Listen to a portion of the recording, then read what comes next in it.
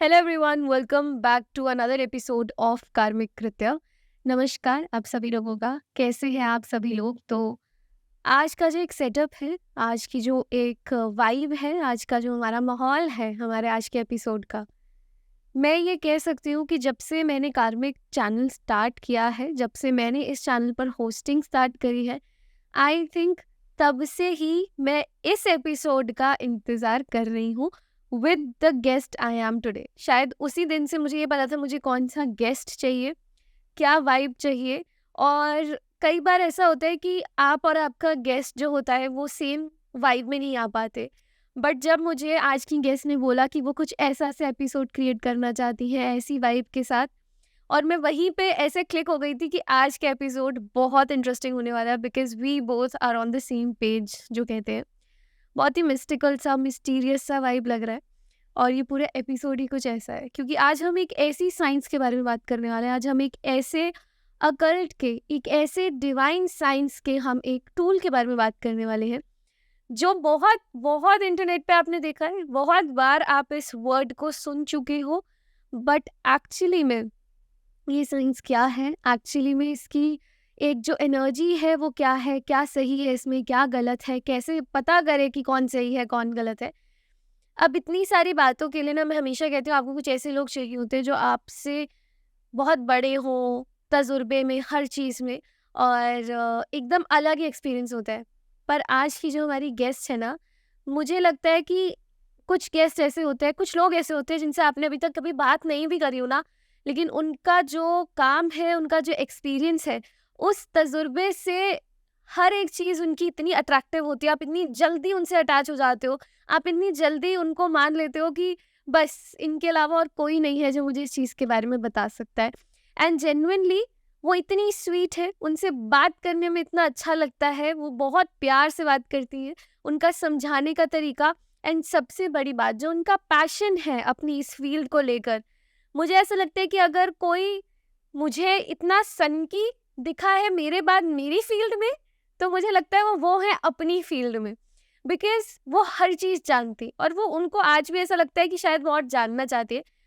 अब क्योंकि मैं इतना इसलिए बोल रही हूँ क्योंकि मुझे पता है इसके बाद पूरे एपिसोड में मैं नहीं बोलने वाली, मैं सिर्फ उन्हीं को मौका देने वाली हूँ, क्योंकि उनकी फील्ड है, उनका टॉपिक है, और उनसे बेहतर कोई नहीं बता सकता। अब अगर मैं इतना टैरो टैरो बोल रही हूँ, तो आई थिंक सो कि बहुत सारे लोग हैं जो समझ चुके हैं कि जब सेटअप बढ़िया होता है, जब टॉपिक बढ़िया होता है, और जब मैं इतना बोल रही होती हूँ, तो हमारा गेस्ट जो है वो कौन हो सकता है।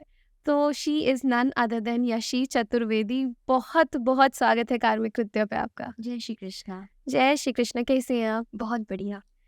तो आज जो हमारा सारा वाइब बना हुआ है, आपके ऑलमोस्ट मुझे लगता है इतने सारे कार्ड आपने यहाँ पर ऐसे सजाए हैं, इतने खूबसूरत लग रहे हैं, और इतनी ज़्यादा एनर्जीज मुझे आज फील हो रही है। सबसे पहले तो हमारा चाहिए आज का पूरा एनवायरनमेंट हो, या आपका ये बहुत super attractive and interesting getup, इसके पीछे क्या रीज़न है? देखिए हम लोग टैरो करते हैं, टैरो के बारे में जानते हैं, टैरो को एक्सपीरियंस करते हैं। सबका टैरो करने का बहुत अलग-अलग तरीका होता है जो मैंने अब तक देखा है। कोई किसी तरीके से करता है तो कोई बहुत नॉर्मली करता है, तो कोई सिर्फ़ और सिर्फ़ पाइल को उठाता है और निकाल देता है और बोल देता है कि टैरो हो गया। तो कुछ उसी में बहुत ज़्यादा तड़के लगाता है। वही होता है ना कि किसी चीज़ को प्रेज़ेंट करना है, आप उसे किस तरीके से प्रेज़ेंट कर रहे हो वो आपके ऊपर है। तो अब तक मैंने बहुत जगह टैरो किया है, बहुत लोगों के साथ किया है, लेकिन जैसे आप बता रहे हो कि आप बहुत ज़्यादा एक्साइटेड थे ये करने के लिए, तो मैं भी बहुत ज़्यादा एक्साइटेड थी इस चीज़ को ना आपकी उस पे लाने के लिए। तो मैंने हमेशा ये सोचा था कि हम जब भी करेंगे तो कुछ इस तरीके से करेंगे कि एक्चुअल में टैरो जो होता है वही देख के ही लोगों को पता चल जाए, ना कि करने से। करना तो है ही, लेकिन उसको देख के ही पता लग जाए कि अच्छा टैरो का सिनेरियो क्या रहता है।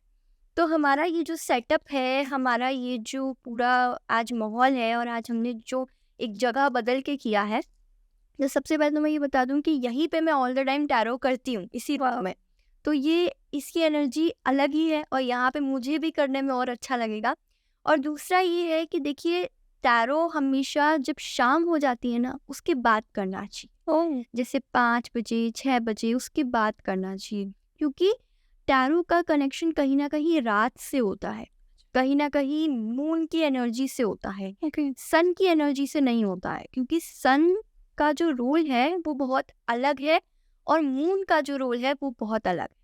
ठीक है, तो इसलिए टैरो का कनेक्शन मून के साथ ज्यादा है। जैसे कि आप देखोगे कि टैरो चलता भी लेकिन ज्यादातर कहाँ है, मूनशाइन में, यानी हमारे यहाँ पर, और वहाँ सनशाइन वाले उसको देखते हैं। तो ज्यादातर वो जब भी उसको देखते हैं उनको ये लगता है कि ये बहुत ही अट्रैक्टिव चीज है और ये आई भी यहीं से है। ठीक है, तो आज का सेटअप और आज का गेटअप दोनों की अगर बात करें तो सेटअप इसलिए क्योंकि टैरो हमेशा शांति में, हमेशा कम लाइट में, हमेशा कैंडल्स के साथ और बहुत ज़्यादा एनर्जी के साथ करा जाता है। अब आप रोशनी में करोगे तो भी हो जाएगा, लेकिन एक्चुअल जो उसका सेटअप है वो हमेशा लाइट कम, डार्क बैकग्राउंड, इन सब में किया जाता है। उसकी एनर्जी उस समय ज़्यादा हाई रहती है। और हम दोनों के बीच में अभी कुछ ऐसे भी कार्ड्स मौजूद हैं, क्योंकि कार्ड्स को हम एक इंसान का ही रूप समझते हैं, एक दिल ही समझते हैं। तो कुछ ऐसे भी कार्ड्स यहाँ पे बैठे हैं या ऐसे भी कार्ड्स यहाँ पे मौजूद हैं जो एक्चुअल में हमारे को हमारे कुछ पॉजिटिव चीज़ों से भी जोड़ते हैं और कुछ नेगेटिव चीज़ों से भी जोड़ते हैं। अब जैसे कि सबसे पहले हमारा ये कार्ड, स्पिरिट कार्ड, तो उसका नाम ही देखते ही लोग ये सोचते हैं अच्छा स्पिरिट से रिलेटेड कुछ है, आत्मा से रिलेटेड कुछ है। तो डेफिनेटली ये उसी से रिलेटेड कुछ है, जिसके बारे में अपन बात करेंगे आगे। लेकिन अभी अगर अपन बात करें गेटअप की, तो देखिए आजकल क्या है कि ज़माना बहुत मॉडर्न हो गया है, कलयुग आ गया है, इसलिए लोग ये सोचते हैं शॉर्ट ड्रेसेस या फिर जैसी उनको कंफर्टेबल लगता है वैसी ड्रेसेस पहन के चल दो तो we are tarot card readers. अगर हम कुछ ट्रेडिशनल पहन के जा रहे हैं तो हम लोग को वो टैरो कार्ड रीडर्स नहीं समझेंगे। और अगर हम कुछ यूनिक पहन के जा रहे हैं या हम कुछ वेस्टर्न पहन के जा रहे हैं तो हम टैरो कार्ड रीडर्स हैं। ठीक है, हमारे हाथ में अगर शेकिंग बॉटल होगी या हमारे हाथ में जूस होगा या हमारे हाथ में ये होगा वो होगा तो we are tarot card reader. ऐसा नहीं है, ये आपकी टैरो को प्रभावित करने का तरीका नहीं है या आपको ये बताने का तरीका नहीं है कि आप टैरो कार्ड रीडर, वो तो सामने वाला खुद ही समझ जाएगा। ठीक है, और आजकल जो अपन स्टोन्स ही पहनते हैं, जो ब्रेसलेट्स पहनते हैं, कॉमनली हर कोई पहन रहा है। तो पहले तो फिर भी जब शुरू हुई थी ये प्रथा तब तो ये था कि चलो जो ये ब्रेसलेट पहन रहे थे लोग बाग तो सिर्फ टैरो कार्ड रीडर्स ही पहन रहे थे, तो चलो पता लग जाता था कि अच्छा ये टैरो कार्ड रीडर है। हाँ। लेकिन अब हर कोई पहनता है तो आप इस चीज़ को समझ ही नहीं सकते कि अच्छा ये ही सिर्फ टैरो कार्ड रीडर है या ये भी है या ये भी है, ये भी है, सबका हुआ है। तो ये जो गेटअप आज मैंने बनाया है ये एक्चुअल लुक है टैरो कार्ड रीडर्स का। जो रियल में टैरो कार्ड रीडर्स होते थे वो दिखने में ही बहुत ज़्यादा मिस्टीरियस थे। पहली बात तो जो जब कोई उनसे मिलने आएगा ना तो वो उन्हीं के अंदर खो जाएगा, तो वो कार्ड के अंदर तो सोचेगा ही नहीं, वो पहले ये समझने की कोशिश करेगा कि ये हैं क्या, ये बन क्या रखे हैं, ये अपन को बताना क्या चाह रहे हैं। अब कुछ लोग मुझे ये बोलेंगे कि मैं तांत्रिक दिखाई दे रही हूँ, कुछ लोग ये बोलेंगे मैं हिमाचल की दिखाई दे रही हूँ, कुछ लोग मुझे ये बोलेंगे कि इनका अभी समझ में ही नहीं आ रहा है कि ये दिखाई क्या दे रही हैं। तो वो सब पहले तो इस चीज़ में खोए हुए रहेंगे कि ये लग क्या रही है, ये दिखाना क्या चाह रही है। करेक्ट। और देखिए जैसे कि नॉर्मल सी बात है, जो दिखता है वो बिकता है वाली बात है यहाँ पे। और टैरो को तो मैं एक फॉर्म में यही बताती हूँ जो दिखता है वो बिकता है, बिकॉज जितना इंटरेस्टिंग आप अपना सिनेरियो बना दोगे, जितना इंटरेस्टिंग अपना माहौल बना दोगे, ऑरा बना दोगे, उतना ही मज़ा टैरो करने का है। क्योंकि टैरो को टीवीज़ में अगर आप देखो या जो मतलब कुछ लोग हैं, कुछ बहुत अच्छे अच्छे टैरो कार्ड रीडर्स हैं जिनको इवन मैं उनसे इंस्पायर्ड हूँ। वो रीडर्स ऐसे हैं जो उनके ना वो अपनी शक्ल तो काफ़ी कम दिखाते हैं, लेकिन उनके जब आप हैंड्स देखोगे ना तो उन्हें ऐसे ऐसा कर रखा है अपने हैंड्स पे, ऐसे ऐसे सिंबल्स बना रखे हैं, ऐसी ऐसी चीज़ें कर रखी है कि उनको देख के आपको लगेगा कि वाओ ये कुछ यूनिक है। और उसी चीज़ को देख के आप टैरो को देखना पसंद करते हो। टैरो को देख के उनको देखना पसंद नहीं करोगे कभी भी, उनको देख के टैरो को देखना पसंद करोगे। ये चीज़ है, क्योंकि वहाँ पे टैरो को अभी लोग इतना नहीं जानते, लेकिन हाँ ये लुक और ये चीज़ें, ये दिखावा, ये सब कुछ लोग समझ लेते हैं कि हाँ ये है। तो इसलिए आज अपन बात करेंगे डिफरेंट डिफरेंट टैरोस की, क्योंकि खैर होने को मेरे पास और भी हैं जो मुझे लगते हैं कि मतलब टैरो की कभी कोई एंड नहीं है। अगर कोई सच में पैशन में बहुत ज़्यादा खोया हुआ है और जिसको टैरो पसंद है तो मुझे ऐसा लगता है कि वो पूरा एक कमरा भर सकता है अपना टैरो से, क्योंकि बहुत वैरायटी के टैरो आते हैं, सिर्फ एक नहीं, मतलब कोई गिनती नहीं है। जैसे टैरो के मतलब की कोई गिनती नहीं है, ऐसे टैरो की भी कोई गिनती नहीं। पर हाँ, हम आज जिन टैरोस के साथ मौजूद हैं, मुझे ऐसा लगता है कि कॉमनली हम लोग ये चीज़ें अपनी लाइफ में बात करते ही होंगे, या फिर ये सब जो गॉड हैं उनको उन सब के साथ अपन ज़्यादातर रिलेट करते ही होंगे। जी। तो इस वजह से आज कुछ टैरोस यहाँ पे मौजूद है, और यहाँ पे एक बुक भी मौजूद है, द बुक ऑफ आंसर्स। तो ये यहाँ पे रखने का कारण ये है क्योंकि इस बुक के अंदर आपके हर प्रश्न का उत्तर है। ओह! हाँ। अब क्या ये हमारी जो प्रश्नावली है उसके जैसा है कुछ? कह सकते हो, देखो प्रश्नावली बहुत ही ज़्यादा इसके मुकाबले बहुत ही ऊंचाई पर है, ठीक है, और उसके बहुत सारे नियम कायदे हैं। उसको मतलब वो एकदम अगर देखा जाए तो वो एकदम स्पिरिचुअलिटी से जुड़ी हुई चीज़ है, एकदम कम्प्लीटली, कि वो बनाई गई ही भगवान के द्वारा है, तो वो तो खैर उसका तो कोई कहते हैं ना कि उसकी तो कोई टक्कर ही नहीं कर सकता। लेकिन हाँ, ये समझ लीजिए कि ये टैरो के फील्ड में किंग है। ओह! वो ओवरऑल पूरी फील्ड में किंग है, तो ये टैरो की फील्ड में किंग है, कि टैरो से रिलेटेड या आपसे कोई कुछ भी पूछने आ रहा है तो उसका आंसर इस बुक में लिखा ही है। तो क्या हम इसका डेमो देखेंगे आज? बिल्कुल देख सकते हैं। ऑलराइट। जी। तो सबसे पहले तो मैं आपसे ये जानना चाहूँगी कि हम बहुत सारे लोग इसको टैरोट बोलते हैं, कोई टैरो बोलता है, इसको सही में बोलते क्या है? और ये एक्चुअली में इंडियन ही साइंस है या नहीं? देखिए, इसको टैरोट बोला जाता है, टैरोट नहीं बोला जाता। टैरोट हम हिंदी फॉर्म में बोल रहे हैं क्योंकि हम उसकी स्पेलिंग पे जा रहे हैं, ठीक है। TAROT। कुछ लोग TARO ही लिख देते हैं, टी ही नहीं लगाते। कुछ लोग TARROT लिखते हैं, बट रियल TAROT होता है टैरोट। इसके अलावा अगर हम बात करेंगे क्या वो हमारी जो यहाँ की साइंस है उससे जुड़ा हुआ है, या यहाँ से अध्यात्म से जुड़ा हुआ है या नहीं जुड़ा हुआ है, डेफिनेटली वो हमसे जुड़ा हुई चीज़ है। वो हमारे वेद पुराण शास्त्र इन सब से जुड़ी हुई चीज़ है, क्योंकि इसमें जो कुछ भी है, जैसे कि मैं आपको एग्जांपल ही देती हूँ। यहाँ पे कुछ कार्ड ऐसे भी मौजूद है जिनमें आपको दिख रहा है कि गणेशा लिखा हुआ है, गीता लिखा हुआ है, गॉड एंड गॉडेसेस लिखा हुआ है, धर्म लिखा हुआ है। तो इवन योगा भी, अगर मैंने, क्योंकि जो योगा होता है वो भी कहीं ना कहीं हम जो योगा करते हैं वही योगा नहीं होता है। योगा अलग से भी होता है जो कि हमारे 7 चक्राओं से जुड़ा हुआ होता है, और यहाँ पे 7 चक्रा के कार्ड भी मौजूद है। तो ये सब चीज़ों की जो अपन बात कर रहे हैं, ये सब यहीं से तो जुड़ा है। गणेशा, गॉड एंड गॉडेसेस, ये सब इंग्लिश कल्चर के गॉड्स नहीं है, ये जी। अपने हैं। तो ये चीज़ भी कहीं ना कहीं हमसे ही जुड़ी चीज़ है, और हम ही ने इसको बहुत ज़्यादा इतना ज़्यादा मॉडर्न बना दिया है कि वहाँ के लोग इस चीज़ को एक्सेप्ट करते हैं, लेकिन यहाँ के लोग इस चीज़ को एक्सेप्ट नहीं करते। वो ये सोचते हैं कि सिर्फ एक कार्ड ही तो है, कार्ड क्या ही बोल देगा। पर अगर देखा जाए तो कार्ड कार्ड मेन नहीं है, उसके अंदर की एनर्जी मेन है। अगर आप मेरे संग बैठे हो या आप किसी के संग भी बैठे हो, आप नॉर्मली ये बोलोगे ना कि तुम्हारी एनर्जी मुझे ऐसी दिखाई दे रही है, या आप ये बोलोगे, लोग कर्म पे बहुत विश्वास करते हैं। कहते हैं ना Karma, Karma is a English word, but actual word is कर्म। कर्म ही रियल वर्ड है, कर्मा तो बनाया हुआ है, बनाया है वो तो हमने कि अच्छा कर्मा बोल दो, नहीं, कर्म ही है एक्चुअल वर्ड। तो जब लोग अपने कर्म पे विश्वास करते हैं, चाहे वो, मैंने हर किसी को देखा है, चाहे वो यूथ हो, चाहे वो टीनेजर्स हों, चाहे वो 20s की एज के हो, 30s की एज के हो, 40s की एज के हो, 60s की एज के हो, वो सब इस चीज़ पे विश्वास करते हैं कि कर्म कुछ होता है, एनर्जी कुछ होती है। जी। तो एनर्जी को ही अगर हम लोग एक वर्ड देना चाहें तो हम उसको टैरोट दे सकते हैं। टैरोट बेसिकली अपने शॉर्ट आंसर्स देता है, कुछ ऐसे क्वेश्चन जो हमारे माइंड में रिफ्लेक्ट कर रहे हैं। अब देखिए, हर बार कुंडली का अलग रूल है। मेरा ये मानना है कुंडली astrology is different, tarot is different, ठीक है। वो सब एक साथ फूड चेन अगर बनाए अपन तो वो साथ में एक ही साथ जुड़ के आएंगे, बट रोल सबका अलग अलग है, ठीक है। अगर एस्ट्रोलॉजी शेर है तो ये चीता है, तो रहते तो एक ही जू के अंदर है ना, भले ही बातचीत नहीं होती वो अलग बात है। तो टैरोट का क्या है कि टैरोट को कोई भी उसकी मीनिंग का ना ऐसा नहीं है कि आपने एक कार्ड उठाया तो उसका एक ही मतलब है।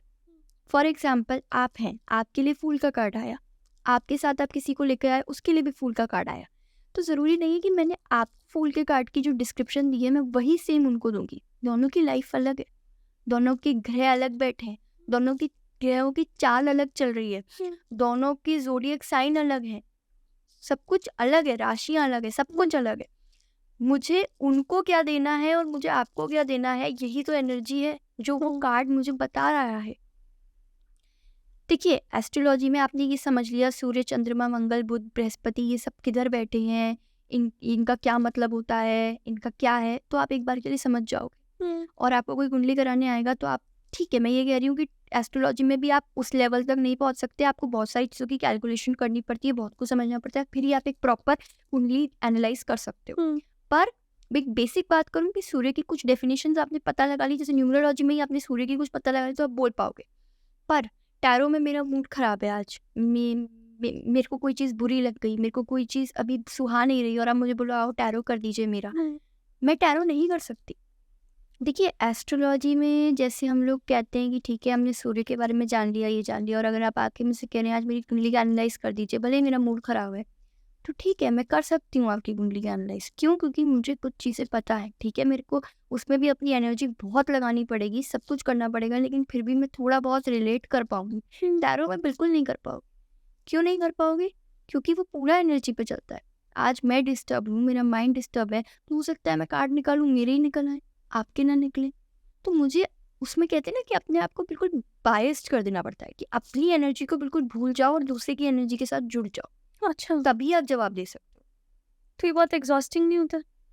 ये होता है, लेकिन देखिए किसी की चीज़ को करने में या किसी के बारे में जानने में बहुत अच्छा लगता है पर्सनली मुझे, कि मुझे किसी की पर्सनल लाइफ के बारे में, इतना पर्सनल नहीं पर हाँ उनकी लाइफ के बारे में जानने में बहुत अच्छा लगता है कि अच्छा कैसा है, और फिर उस लाइफ को और अच्छा करने में अच्छा लगता है। क्योंकि मैं ये मानती हूँ कि अगर आपको कोई प्रॉब्लम नहीं भी है लाइफ में, कोई परेशानी नहीं भी है, तो भी आपको जनरली टैरो करा लेना चाहिए। करेक्ट। उससे आपको कम से कम ये पता लगता है कि लाइफ में और कितना सक्सेस आने वाला है, और अगर वो आने वाला है तो अभी शायद हम 20% सक्सेस की लाइन में है, अब हमें वो 60% सक्सेस की लाइन में जाना है, तो कैसे जाए? है दोनों में ही सक्सेस, लेकिन परसेंटेज भी तो मैटर कर रही है ना। करेक्ट। बस वही चीज़ है। वाह, तो कितना टाइम हो गया आपको ये करते करते? मेरे को टैरो करते करते, देखिए मैंने शुरू बहुत स्टार्टिंग में जब किया था तब मैं बहुत छोटी थी, तो मैं इस चीज़ को इतना एग्जीक्यूट नहीं करती थी, धीरे धीरे करती थी। लेकिन फ़िलहाल के लिए 5-6 साल हो चुके हैं इसको पूरा स्टार्ट करे हुए और सारी चीज़ें करे हुए। और स्टार्ट भी इस तरीके से हुआ था कि मैंने जब कार्ड्स को फर्स्ट टाइम लिया था, मैंने ये चीज़ कभी किसी से सीखी नहीं है। या तो मुझे ऐसा लगता है कि मेरी जीन्स में है, क्योंकि मेरी मम्मी, फिर मेरे मम्मी के जो दादाजी हैं वो सब करते थे वो सब कुछ, या फिर मुझे ऐसा लगता है कि कहीं न कहीं ठाकुर जी ने एक बहुत बड़ा आशीर्वाद दे रखा है, जो उनका हमेशा मेरे साथ रहता है। क्योंकि जब भी मैं रीडिंग करने आती हूँ या मैं रीडिंग की बात करती हूँ, तो मैं जो भी बोलती हूँ, मुझे खुद को पता नहीं लगता कि एक्चुअली मैं वो बोल पा रही हूँ, या फिर मैं जब उसको करती हूँ और लोग उसको रिलेट कर पाते हैं, तो मुझे बस ऐसा लगता है कैसे रिलेट कर लिया? ओह! हाँ। मैंने कैसे ये बोल दिया? मेरे को कहाँ, और उसके बाद जब मैं शांत से मतलब अपनी उस चीज़ से हट के फिर मैं उस कार्ड के बारे में सोचती हूँ, यार फूल के कार्ड आया था, ये चीज़ मैंने बोल दी, कैसे बोल दी? कहीं लिखा भी नहीं है मैंने तो, कैसे बोल दी? तब मैं सोचती हूँ कैसे हो गया ये? मतलब मुझे ऐसा लगता है अंदर से कोई एनर्जी है जो आके बस मुझसे उस समय वो चीज़ बुलवा के चली जाती है कि बोल दे। Oh wow! हाँ। तो आफ्टर टैरो कैसा फ़ील होता है? आफ्टर टैरो जब कोई ये बताता है, सिर्फ इतना बोल देता है कि मुझे बहुत अच्छा लगा आपने जो कुछ बताया वो जान के, या फिर मुझे बहुत अच्छा लगा कि आपने मेरी कुछ भी डिटेल्स नहीं ली और मेरे बारे में सब बता दिया, तो मुझे बहुत प्राउड फील होता है कि, और मुझे एक चीज़ की खुशी होती है कि हाँ मेरे ठाकुर जी अभी भी मेरे साथ इस चीज़ में हैं, और वो हमेशा रहें उस चीज़ के लिए। मैं हमेशा यही कोशिश करती हूँ कि उनको यही, सबको यही कहती हूँ कि भाई मैंने नहीं किया, वो हैं जो किया। क्योंकि सबसे पहले जब मैंने टैरो शुरू किए थे, तो मैंने टैरो को सीखा नहीं था। बस नॉर्मली ठीक है, मम्मी से थोड़ा बहुत सीखा था, क्योंकि देखिए बिना सीखे भी कुछ नहीं होता, तो सीखा था। लेकिन हम लोग बाकी बिहारी जी के मंदिर गए, मैं वहाँ पे अपने कार्ड्स लेकर गई। मैंने वहाँ पे उनके चरणों पे वो कार्ड्स उनको दिए पंडित जी को कि आप उनके चरण लगवा के फिर दे दीजिएगा वापस, और मैं उनको लेकर आ गई। तो कोई आए हुए थे, मेरी मतलब फैमिली में ही लगते हैं, तो वो बोले कि तुम हमारा ही करके देखो।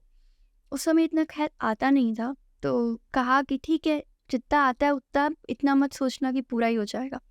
तो मैंने उनको बस ये बोला कि ठीक है, मैं शुरू करती हूँ, आप मुझे बताना मैं कितना आपके साथ कनेक्ट कर पा रही हूँ।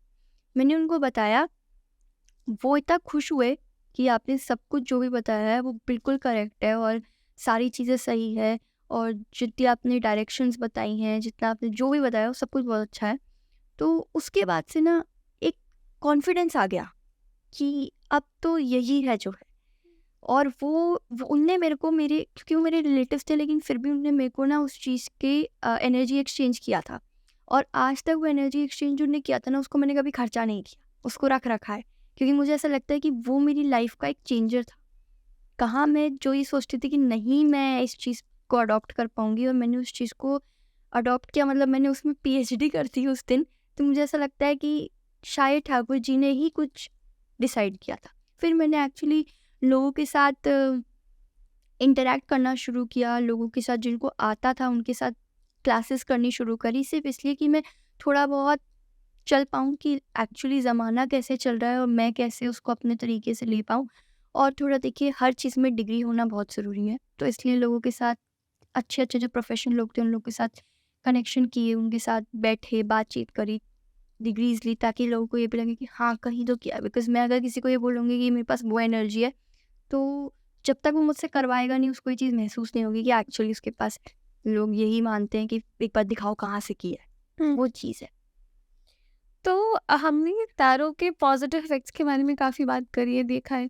As a tarot card reader, क्या इसके कोई नेगेटिव इफ़ेक्ट्स भी होते हैं? क्या इसका कोई नेगेटिव, दोनों के लिए, जो रीडिंग करवा रहा है या जो रीडर खुद है, उन दोनों के लिए कोई नेगेटिव इफ़ेक्ट्स होते हैं? बिल्कुल होते हैं। देखिए कैसे होते हैं, अगर आप टैरो करवा रही हैं और आप टैरो या फिर कर रही हैं, हुँ।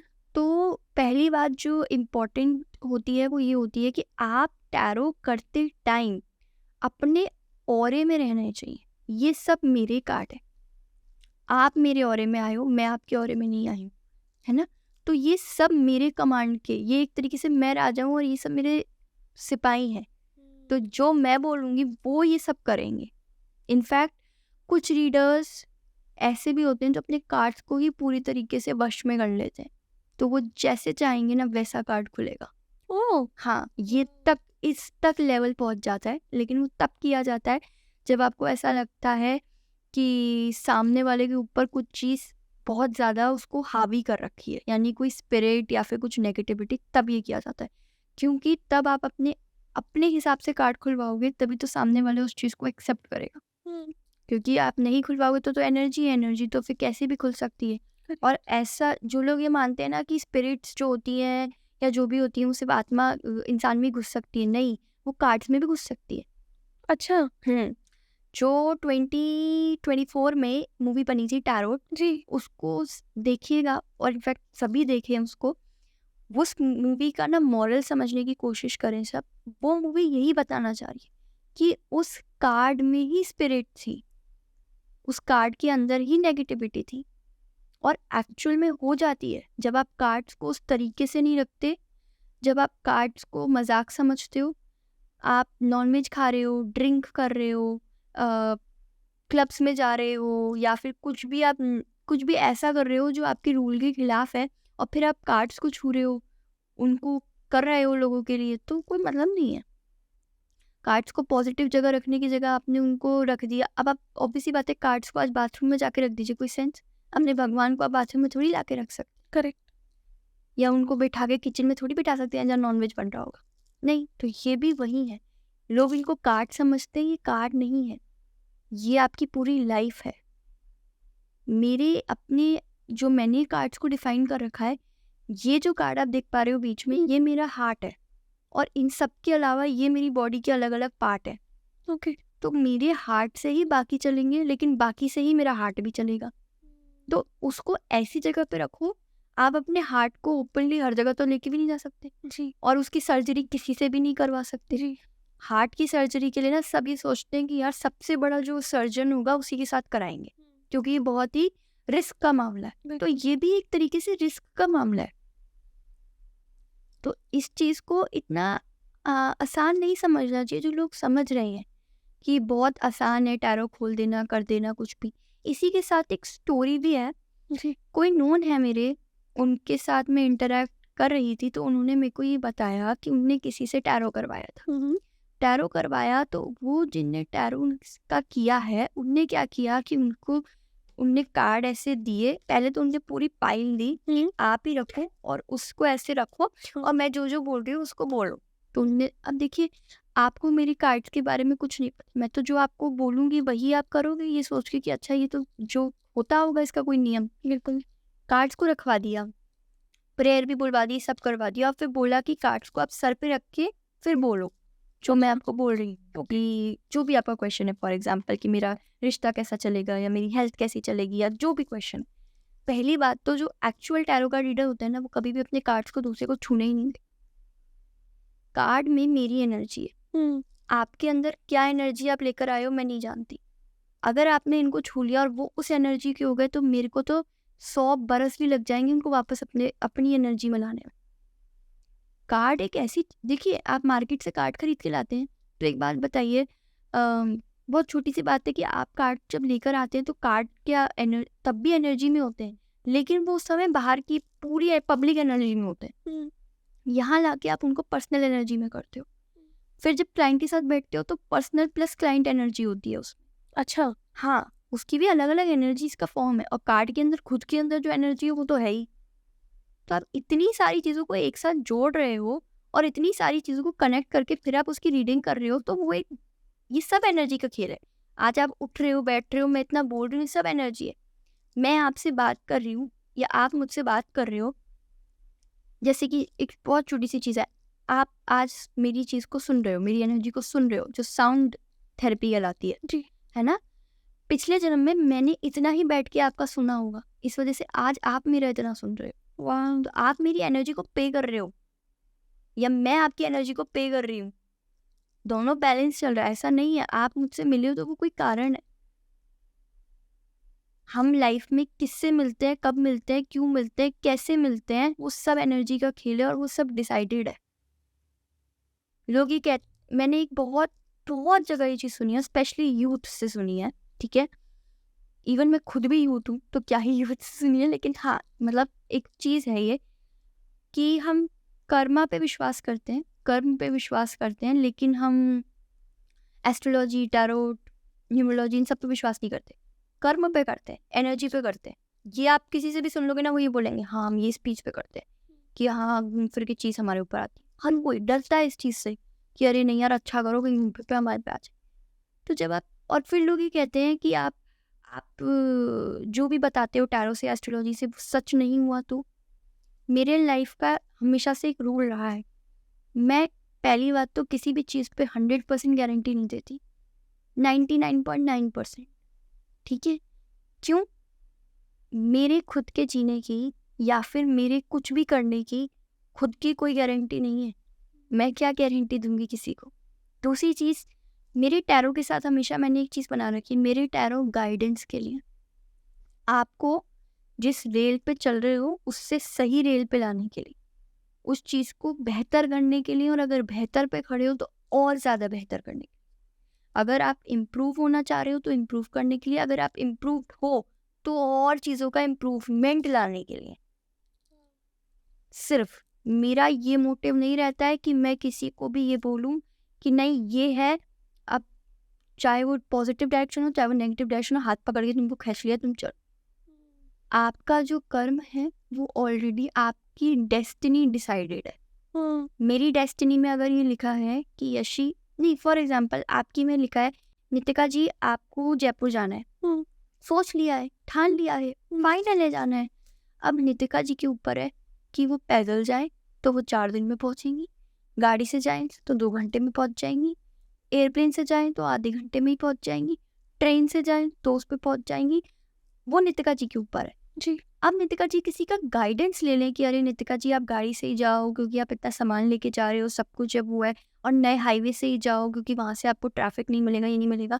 उनने उनकी बात मान ली तो इस चीज़ में क्या हुआ, इम्प्रूवमेंट हुआ, उनकी लाइफ सरल हो गई। किसी ने नहीं सुना तो वो ट्रेन से चला गया, ट्रेन से जाके नितिका जी ने पहले धक्के खाए, फिर वहाँ पे बैठे, फिर वो जो चाय ले लो, ये ले लो, वो ले लो सुनी, और फिर उसके बाद वो वहाँ से उतरने के बाद भी थोड़ा-सा ऑटो में बैठ के या मे बी कैब में बैठ के वो जिस भी डेस्टिनेशन तक उन्हें जाना था वो वहाँ गई। तो पैसा तो उनका उतना ही लगा, चीज़ें तो उनकी उतनी ही लगी, एनर्जी तो उनकी उतनी ही लगी, लेकिन बस उनने अपनी एनर्जी को गाड़ी से आके और आसान कर दिया और उसमें एक इम्प्रूवमेंट ला दिया और उस चीज़ को जल्दी हासिल कर ली। टैरो भी यही है, डेस्टिनी लिखी है, किसी को मरना होगा वो चला ही जाएगा, you can not do anything, but प्रयास तो कर लो।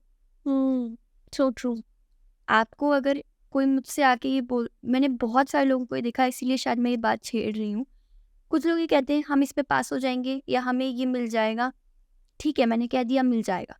लोग ये सोचते हैं अरे यार कह दिया मिल जाएगा, आप कुछ नहीं करते। कर्म तो करो, तभी तो फल की प्राप्ति के बारे में सोचो। एग्जैक्टली। आप तो कर्म ही नहीं कर रहे और आप ये सोच रहे हो उसने फल बता दिया। अब ऑब्वियस सी बात है, आप बीज बोओगे तभी तो वो बनेगा। एग्जैक्टली। कृष्ण जी ने भी बहुत सारे कर्म किए थे, जबकि वो तो भगवान थे, उनको तो पता है कि फल क्या निकल के आएगा। लेकिन मैंने एक चीज हमेशा जहाँ पे भी सुनी है कृष्ण जी की, वो समय को बहुत महत्व देते थे कि ये अगर समय नहीं है ना इस चीज का, तो अभी इस समय पे मैं ये काम नहीं करूंगा, जब समय आएगा तभी। क्या उनके लिए राधा जी के साथ रहना मुश्किल था? नहीं था, उनकी चुटकी का काम था, वो 2 मिनट में उनके साथ रह सकते थे और सब कुछ ठीक कर सकते थे। पर वो यहाँ धरती पे जब मनुष्य योनि लेकर आए थे, तो उन्हें पता था कि मैं यहाँ पे कुछ कर्म सही करने आया हूँ, मुझे डेस्टिनी पता है, लेकिन मेरे को उनको उस तरीके से चलाना है कि मैं पहुंच जाऊं वहाँ, अचीवमेंट कर लूं। तो वो भगवान के ये काम जानते थे। क्या रावण को नहीं पता था कि वो मरेंगे? और इनफैक्ट मैं तो उनको रावण जी और बोलती हूँ, क्योंकि मैं उनको वो रिस्पेक्ट देती हूँ। वो बहुत बहुत विद्वान थे, उनके जितना विद्वान कोई नहीं हो सकता, उनके जितना लॉयल कोई नहीं हो सकता। अपने धर्म के प्रति इतना पैशन मैंने किसी के अंदर नहीं देखा। तो क्या रावण को ये बात नहीं पता थी कि उनको मरना है? वो भी राम जी के हाथों, उनको सब पता था, उनको सब पता था। शिव जी के सबसे प्रिय भक्त थे वो चाहते तो वो 2 मिनट में शिव जी, उनने ही शिव तांडव स्तोत्रम का उत्पन्न किया है, तो वो तो कुछ भी कर सकते थे, मैं तो ये मानती हूँ। वही बोल देते कि भैया शिव जी आप मेरे को यही वरदान दे दीजिए कि मैं जीवित रहूं हमेशा, या जो भी है। हाँ एग्जैक्टली। कैसे मान लेते राम जी? शिव जी को भी पता था कि ये अपना जो कर्म कर रहा है उसका फल इसको एक दिन मिलेगा, उनको भी पता था कि मेरे को ये मिलेगा, पर वो फिर भी वो कर्म कर रहे थे क्योंकि उन्हें वो चीज़ काटनी थी। हम लाइफ में जो भी करते हैं किसी ना किसी कारण की वजह से करते हैं, और कई बार जो गलती से भी कर देते हैं ना, मेरा मानना है कि वो गलती से भी हम इसलिए करते हैं कि हम उस कर्म को काट दिए। शायद वो कर्म हमें 2 घंटे में काटना था, और हो सकता है कि क्या वो कर्म हमें 2 साल में भी काटना पड़ जाए। तो वो कर्म के ऊपर, एनर्जी के ऊपर। वाह, ये है बस। ये बस नहीं, बहुत ही इम्पोर्टेंट मैं कहूँगी, बहुत ही सुंदर तरीके से जो होता है ना, आज की यूथ को जो चीज़ समझ आया उस तरीके से इतना इतना इम्पोर्टेंट कंसेप्ट आपने समझाया।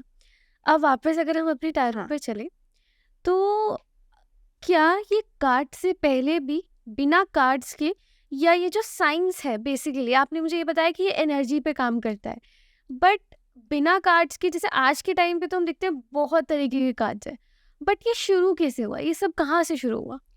देखिए, ये शुरू ऐसे हुआ कि कार्ड अपने बनाना मुश्किल नहीं है।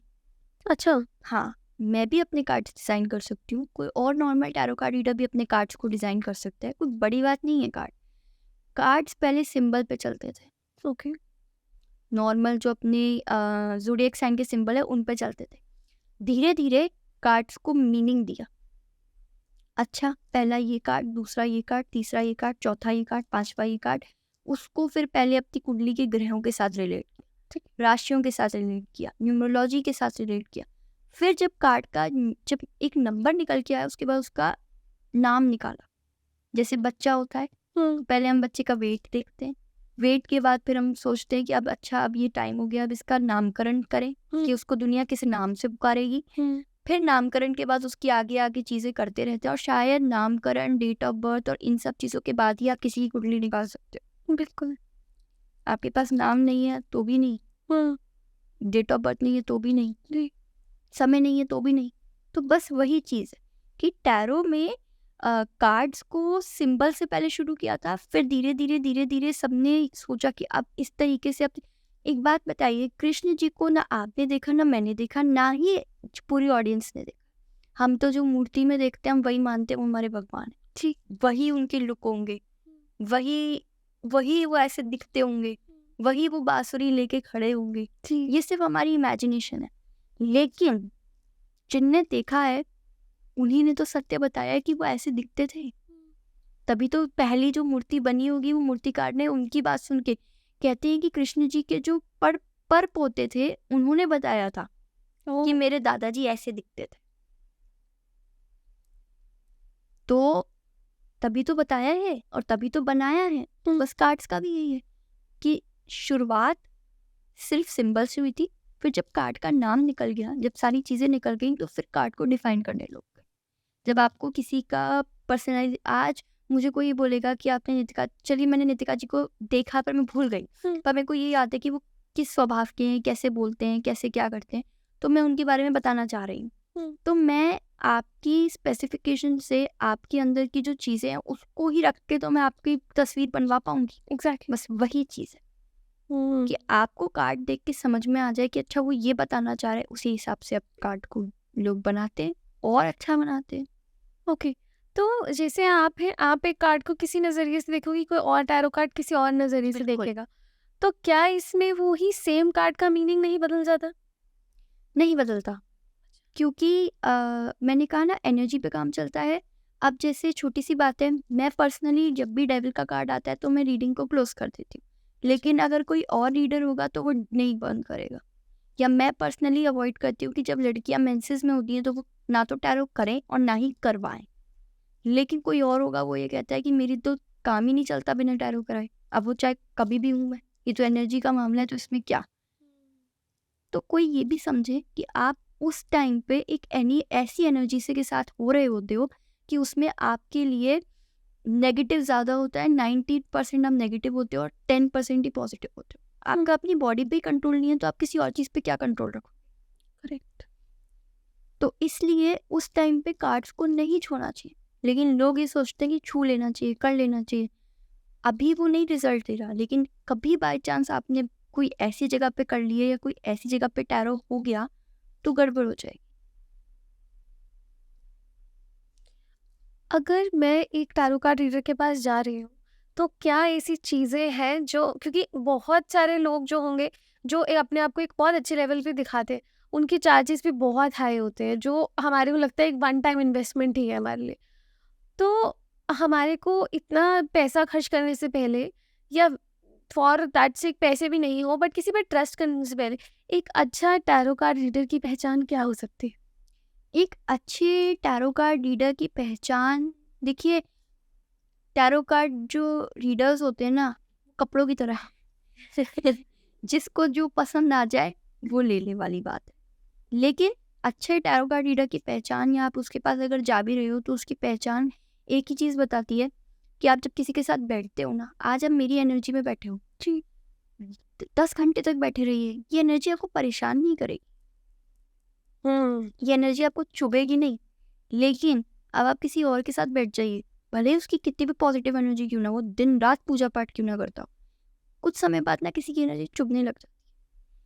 आज आप किसी के साथ बैठते हो तो आप ये नहीं सोचते अरे यार ये इंसान के साथ हम कंफर्टेबल या नहीं। कंफर्टेबल ना होना ये सब तो अब बनाई हुई चीज़ें हैं जो अपन खुद बना रहे हैं अपने आप को और अच्छा दिखाने के लिए। पर एक्चुअल बात होती है एनर्जी की, कि अरे यार इसकी एनर्जी और मेरी एनर्जी मैच कर रही है नहीं कर रही जी। इसकी आज आप मेरे कार्ड्स, इतने सारे कार्ड्स के बीच में हो, मैं ये सोचती हूँ यहाँ पे 100 लोग हैं और अकेले सिर्फ नितिका जी, मैं 100 लोग के साथ खड़ी हूँ, नितिका जी अकेले के साथ खड़े हैं, तो भी वो 100 लोग आपको परेशान नहीं कर रहे, वो एनर्जी आपको ख़राब नहीं कर रही। कुछ रीडर्स के साथ बैठ के कई बार ऐसा लग जाता है, पता ही लग जाता है, क्योंकि आजकल सब एनर्जी के साथ जुड़े हुए हैं और सबको पता है कि कैसे वो एनर्जी अच्छी हो सकती है, कैसे बुरी हो सकती है। ये नॉलेज सब जानते हैं, और स्पेशली सोशल मीडिया जो कि राहु है, तो वो तो हद से ज़्यादा इस चीज़ को फैलाने का काम कर रहा है। ठीक है, इसी में हम अगर थोड़ा सा शुक्र को जोड़ दें, कैसे जोड़ दें शुक्र को? शुक्र क्या करता है? तीव्रता लेकर आता है।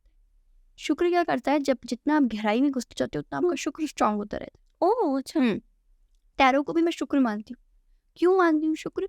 क्योंकि टैरो में ना अलग अलग हर बार कुछ ना कुछ नया सीखने को है, हर बार कुछ ना कुछ नया खोलने को है, हर बार कुछ ना कुछ नए तरीके से करने को है। शुक्र है ये मेरे शुक्र को और बलवान बना देगा, क्योंकि मैं कभी भी टैरो एक फॉर्मेट पे करती नहीं। तो टैरो कार्ड रीडर की पहचान तभी होती है जब आप एक तो उससे बात करोगे और आपको पता लगेगा कि वो अपने कार्ड के प्रतिशत कितना कॉन्फिडेंट है। बहुत सारे ऐसे लोग हैं जो ये कहते हैं हाँ करवा लीजिए, लेकिन हो सकता है कि कार्ड से सही आ जाए, नहीं आ जाए। क्यों? अपने कार्ड पे तो विश्वास रखिए। सामने वाला कुछ भी पूछ ले, हमें पूरा विश्वास है हमारे कार्ड में निकाल के देंगे ही देंगे। तो और दूसरी बात, जैसे आपने पूछा कि इतना कोई, हाँ ठीक है, देखिए आज की लाइफ में पैसा भी बहुत इंपॉर्टेंट है। आज के टाइम पे इमोशनल कनेक्शन भी बहुत ज़्यादा पावरफुल है। लेकिन देखिए क्योंकि ये एक ऐसा ज़माना आ गया है, क्योंकि ये ऐसा टाइम चल रहा है जहाँ पे ना आप इमोशनली किसी से कनेक्ट होने से पहले बहुत बार सोचते हो कि यार कनेक्ट होएं, कहीं दिल टूट गया तो, कहीं जमी नहीं तो। करेक्ट। तो इसलिए ये माना जाता है कि पैसों तक ही रखो तो ठीक है, पैसों वाला कनेक्शन रखो तो ठीक है, चला भी जाएगा तो कोई बात। तो जब आप कितना कितना भी अमाउंट, मैं ये नहीं कह रही कम या मैं ये नहीं कह रही ज़्यादा, इनफैक्ट जो कम भी कर रहा है उसने भी एक एक रुपये जोड़ के ही बनाया होगा, और जो ज़्यादा भी कर रहा है वो भी जोड़ रहा है। तो कितना भी अमाउंट आप कर रहे हो, लेकिन आपको एक चीज़ समझ में आ रही है, सामने वाले की बैठते ही सामने वाले की ना एनर्जी पता लग जाती है कि वो कैसा है। और अगर आप ऐसे है कि आजकल फ़ोन का सिस्टम चलता है, फ़ोन पे बात होती है, सब कुछ फ़ोन से होता है, तो एक चीज़ ये है कि आप उसके बारे में पहले देख के ही तो आ रहे हो, उसकी सारी चीज़ों को सुन के ही तो आ रहे हो, तो इतना तो आपको पता लग ही जाता है कि यार उसकी एनर्जी कितनी पॉजिटिव ये है। क्या टैरो के अंदर एस्ट्रोलॉजी, न्यूमरोलॉजी वो भी एक पार्ट है, और ये कितनी एडवांस है? मतलब अगर हम बात करते हैं टैरो में, हम हमेशा ये कह रहे हैं कि ओके कार्ड्स है सामने, कार्ड से जो रीडिंग हो गई, बट इसके आगे क्या क्या इसमें इतनी एडवांसमेंट्स है कि आपको रीडिंग के बाद और किस हद तक आप पहुंच सकते हो एक इंसान की लाइफ? देखिए टैरो का कनेक्शन न्यूमरोलॉजी और एस्ट्रोलॉजी दोनों से है, ग्रहों से भी है, ग्रहों की चाल से भी है, न्यूमरोलॉजी में नंबर से भी है, नंबर के अंदर डेफिनेशन से भी है, सब कुछ से, मेरा ये मानना है। लेकिन अगर आप ये बात कर रहे हो कि कितना है और कैसे है सारी चीज़ों का, तो एक चीज़ जो मुझे दिखाई पड़ती है और एक चीज़ जो मैं समझाना चाहूँगी वो ये है कि देखिए टैरोट को ना बहुत तरीक़ों से किया जा सकता है। जैसे आपने 9 कार्ड्स खोल लिए, अंदर आपने फिर 9 कार्ड्स खोल लिए और फिर एक बीच में 1 कार्ड खोल लिया, तो 9 ग्रह 9 ग्रह हो गए आपके, 9 ही आपके घर, जो 12 राशियाँ हो गई, 12 कार्ड खोल लीजिए, बीच में 1 कार्ड खोल लीजिए जो ओवरऑल उसको गाइडेंस दे रहा है, तो वो आपको पूरा बताएगा। ये करने वाले के ऊपर डिपेंड करता है। ओके, अगर मैं एक बहुत ही नॉर्मल शब्द में बोलूँ तो मैं यही बोलूँगी, करने वाले के ऊपर डिपेंड, जो कर रहा है वो किस तरीके से कर रहा है। कुछ लोग सिर्फ टैरो ही टैरो करते हैं, कुछ लोग सच में टैरो न्यूमरोलॉजी दोनों को जोड़ के करते हैं, कुछ लोग हैं जो सिर्फ टैरो एस्ट्रोलॉजी को जोड़ देते हैं, कुछ सिर्फ एस्ट्रोलॉजी के फॉर्म से करते हैं। तो वो तो डिपेंड करता है कि आप किससे जोड़ रहे हैं। लेकिन हाँ, टैरो के खुद के अंदर भी एस्ट्रोलॉजी और न्यूमरोलॉजी का कहीं ना कहीं हिस्सा होता है। नंबर्स भी होते हैं उसमें, ज़ोडिएक नंबर भी होते हैं, न्यूमेरिकल नंबर भी होते हैं और ग्रह भी होते हैं कि अच्छा ये कार्ड कौन से ग्रह को बता रहा है, ये तक होता है। बहुत सारे लोग ना टैरो को एक बहुत नेगेटिव चीज़ भी दिखाते हैं कि मतलब भूत प्रेत आ जाते हैं ये सब, तो क्या ये इतनी डरावनी चीज़ है? क्या टैरो डरावना है? देखिए टैरो डरावना नहीं है एक तरीके से, और है भी। कैसे? मैंने जैसे थोड़ी देर पहले आपको बताया था कि जिस तरीके से रखोगे उसी तरीके से वो चीज़ हो जाएगी। जैसे आज आप हैं या मैं हूँ, अगर मेरे को आज आप एक पॉजिटिव एरिया में रखोगे, चाहे मैं कितनी भी नेगेटिव क्यों ना हूँ, थोड़ा टाइम बाद मैं पॉजिटिव हो जाऊँ। बिल्कुल। अगर आप मेरे को नेगेटिव एरिया में रखोगे और मैं नेगेटिव हूँ, तो मैं नेगेटिव का अप लेवल हो जाऊँगी। जी। तो टैरो भी वही चीज़ है। और आप एक चीज़ देखना, चाहे वो टैरो हो, चाहे वो इंसान हो, चाहे वो कुछ भी हो, कोई भी चीज़, ये पॉजिटिव है और ये नेगेटिव है, पॉजिटिव 90% है, नेगेटिव 40% है, तो भी आप ये देखिएगा कि कोई भी चीज़ हो वो नेगेटिविटी में ज़्यादा जाती है, पॉजिटिविटी में नहीं जाए। क्योंकि क्या होता है, पॉजिटिविटी बहुत पॉजिटिव होती है, इस वजह से उसको इतनी जल्दी वो किसी चीज़ को अडैप्ट नहीं करती और कोई भी चीज़ उसके अंदर सम्मिलित नहीं होती। नेगेटिविटी का तो ऐसा है कि वो तो है ही नेगेटिव, वो तो मंडराती ही रहती है। तो इसीलिए टैरो का भी इसी प्रकार रहता है और स्पिरिट कार्ड्स और इन सब से ही रीडिंग ज़्यादातर करनी चाहिए। विच रीडिंग्स या जो भी नेगेटिव रीडिंग्स होती हैं, स्पिरिट रीडिंग्स होती हैं, उनको नॉर्मल कार्डों के साथ रिलेट नहीं करना चाहिए, क्योंकि कार्ड कोई भी कर सकते हैं, लेकिन कुछ रूल्स होते हैं, कुछ दायरे होते हैं, उनमें रहना चाहिए। हम्म। मेन ये रहता है कंसर्न। बहुत सारे लोग होते हैं जो ना ऐसा शो करते हैं कि उनके अंदर कोई स्पिरिट आ गई है या उनके अंदर कोई आत्मा आ गई है, कोई ऐसी एनर्जी आ गई है, वो उनको जो सामने वाला है वो उन तक कार्ड की गाइडेंस दे रहा है या उसके थ्रू वो कार्ड गाइडेंस दे रहे हैं। तो क्या ये सच में होता है या ये सिर्फ एक दिखाने का नजरिया है? देखिए, कुछ लोगों के केस में ही होता है, लेकिन सब लोगों के केस में नहीं होता है।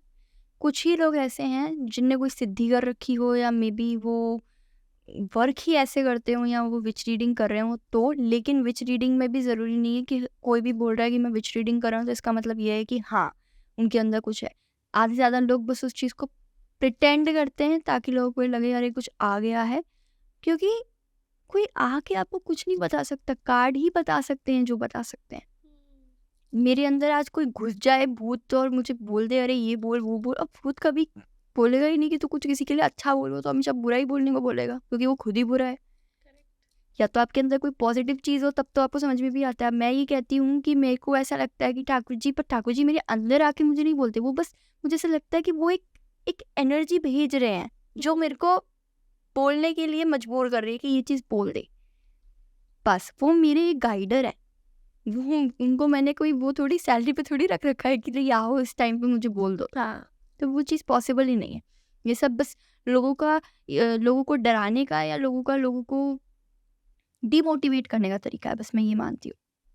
बहुत सारे लोग ना ऐसे होते हैं जो कि एक टैरो एक्सपर्ट को या किसी भी अकल्ट एक्सपर्ट को ना टेस्ट करने आते हैं बिल्कुल, कि जैसे कि मैं ज़्यादातर लोगों को मैंने कुछ फेक आईडीज़ बना रखी हैं, और मैं ये जो एस्ट्रो सेज, एस्ट्रो योगी, बहुत छोटे-छोटे ऐप है, इन पे बैठती हूँ रात में और मैं बस लोगों को ये देखती हूँ कि तुम कैसी रीडिंग कर रहे हो। क्योंकि वो लोग इतने इतने कॉन्फिडेंस से माँगते हैं, अरे आपका डेट ऑफ बर्थ दीजिए, आपका ये चाहिए, आपका वो चाहिए, और उसके बाद भी वो निकाल के देते हैं। समझ में नहीं आती वो चीज़ें। तो मेरे को ऐसा लगता है कि आप क्यों, अगर आपके पास शिक्षा नहीं है तो आप वो शिक्षा प्राप्त करो, पर आप गलत गाइडेंस क्यों दे रहे हो? ये कोई एग्जामिनेशन हॉल नहीं है और ना ही ये कोई पढ़ाई है। लोग इसको पढ़ाई मानते हैं कि यार 2 महीने का कोर्स, 5 दिन का कोर्स, 7 दिन का कोर्स, 1 साल का कोर्स और खेल खत्म, मिल गया डिग्री, चलो शुरू कर देते हैं काम। नहीं, आज के टाइम पे मैं अपने आप को बहुत ज़्यादा अच्छा और बहुत ज़्यादा ब्लेसिंगफुल मानती हूँ। क्यों मानती हूँ? क्योंकि मेरे पास वो चीज़ है जो पूरी दुनिया के पास नहीं है। डॉक्टर कोई भी बन सकता है, ज़्यादा मेहनत कर ले तो। इंजीनियर कोई भी बन सकता है, ज़्यादा मेहनत कर ले तो। पर ये जो एनर्जी है, ये जो पावर है, ये हर कोई प्राप्त नहीं कर सकता। ये वो कुछ गिने-चुने हम आप में, मेरे में या बाकियों में लोग हैं जो कर सकते हैं। अकल्ट साइंस में हर कोई आके नहीं बैठ सकता। ना उसके बारे में कोई चर्चा कर सकता है और ना ही उसमें आके बैठ सकता है। वो सिर्फ वही कर सकता है जो एक्चुअली कोई अच्छे कर्म कर रहा होगा। ये मेरा मानना है। क्योंकि हम अपने बुरे कर्म को जैसे देते हैं ना, कहते हैं ना कि आप बुरे कर्म काट रहे हो, तो आप अपने अच्छे कर्म भी काटते हो। बढ़ाते भी हो, काटते भी हो। ऐसा नहीं है कि अच्छे कर्म तो टिके हुए हैं और बुरे कर्म कटते रहते हैं। नहीं, आज आप किसी अच्छे पॉजिटिव इंसान के साथ बैठे हो, तो अगर आपके अंदर 100% अच्छे कर्म है, तो आपके अंदर वो 90 भी हो सकते हैं, क्योंकि आपने 10% दे दिए। इसलिए कहते हैं ना, आज मैं आपको गाइडेंस दे रही हूँ, मैं कुछ भी कर रही हूँ, तो मैं अपने अच्छे कर्म, अच्छी एनर्जी आपको भी दे रही हूँ ताकि आप पॉजिटिव रहो। तो उस केस में इसलिए कहते हैं energy exchange is very important. Because मैं जब तक अपना कर्म दे रही हूँ और मुझे उसके बदले कुछ नहीं मिलेगा, तो मेरा कर्म आपको नहीं लगेगा। उसको लगाने के लिए एनर्जी एक्सचेंज करना बहुत ज़रूरी है। तो बहुत सारे लोग जो ऐसे टेस्ट करने जाते हैं अपने एक्सपर्ट्स के पास, जो जैसे आप तो खैर इसमें ऑलरेडी एक्सपर्ट हैं, तो आप एक अलग नज़रिए से जा रही हैं, बट जो हम जैसे लोग जिन्हें कुछ नहीं पता, वो जब टेस्ट करने जाते हैं, क्या ये उन पे उल्टा भी पड़ सकता है? बिल्कुल पड़ सकता है। अगर देखिए, कुछ चीज़ें ना चेक करके करी जाती हैं। पहली चीज़ जो चेक करके करी जाती है वो ये है, जब आप बैठ रहे हो ना, तो आप एक बार ये देखो कि आपको कैसा लग रहा है, कैसा ऑरा महसूस कर रहे हो आप, कैसी फीलिंग आ रही है आपको उनके साथ बैठ के कि अच्छा ये कुछ लग रहा है कि ऐसी कुछ बात है। ये बहुत ज़्यादा ज़रूरी है जो एक नॉर्मल इंसान को समझनी चाहिए। आप मेरे साथ बैठे हो, इतनी देर से बैठे हो, सिर्फ पब्लिकली नहीं, नॉर्मल भी अगर आप मेरे साथ बैठे हो, क्या आपको बैठ के ऐसा लग रहा है कि अरे यार इसके साथ बैठ के ना थोड़ा अनकंफर्टेबल महसूस हो रहा है, इसके साथ बैठ के इसने जो ये पहन रखा है, ये जो कर रखा है, ये बहुत अजीब लग रहा है, ये मेरी आंखों को चुभ रहा है, ये मेरी आंखों को परेशान कर रहा है।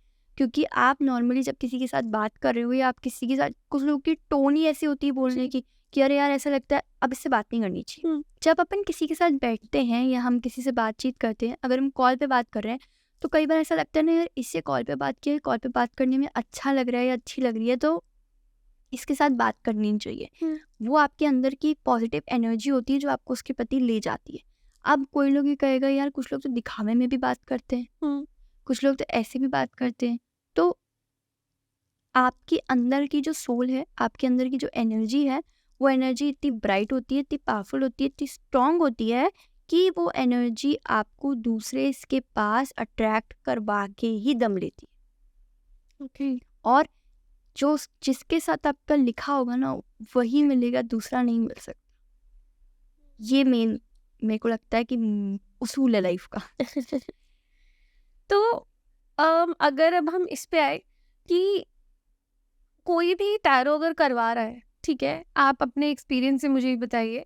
पहले तो बहुत सारे लोग ये यहाँ ऐसे भी देख रहे होंगे जो शायद इस साइंस को सीखना चाहते हैं, तो मैं इसमें ये पूछना चाहूँगी कि ये साइंस सीखने में, टैरो सीखने में कितना समय लगता है, और क्या ऐसी चीज़ें हैं जो शायद एक इंसान अगर सीखने आ रहा है तो उसको ये पहले से पता होनी चाहिए?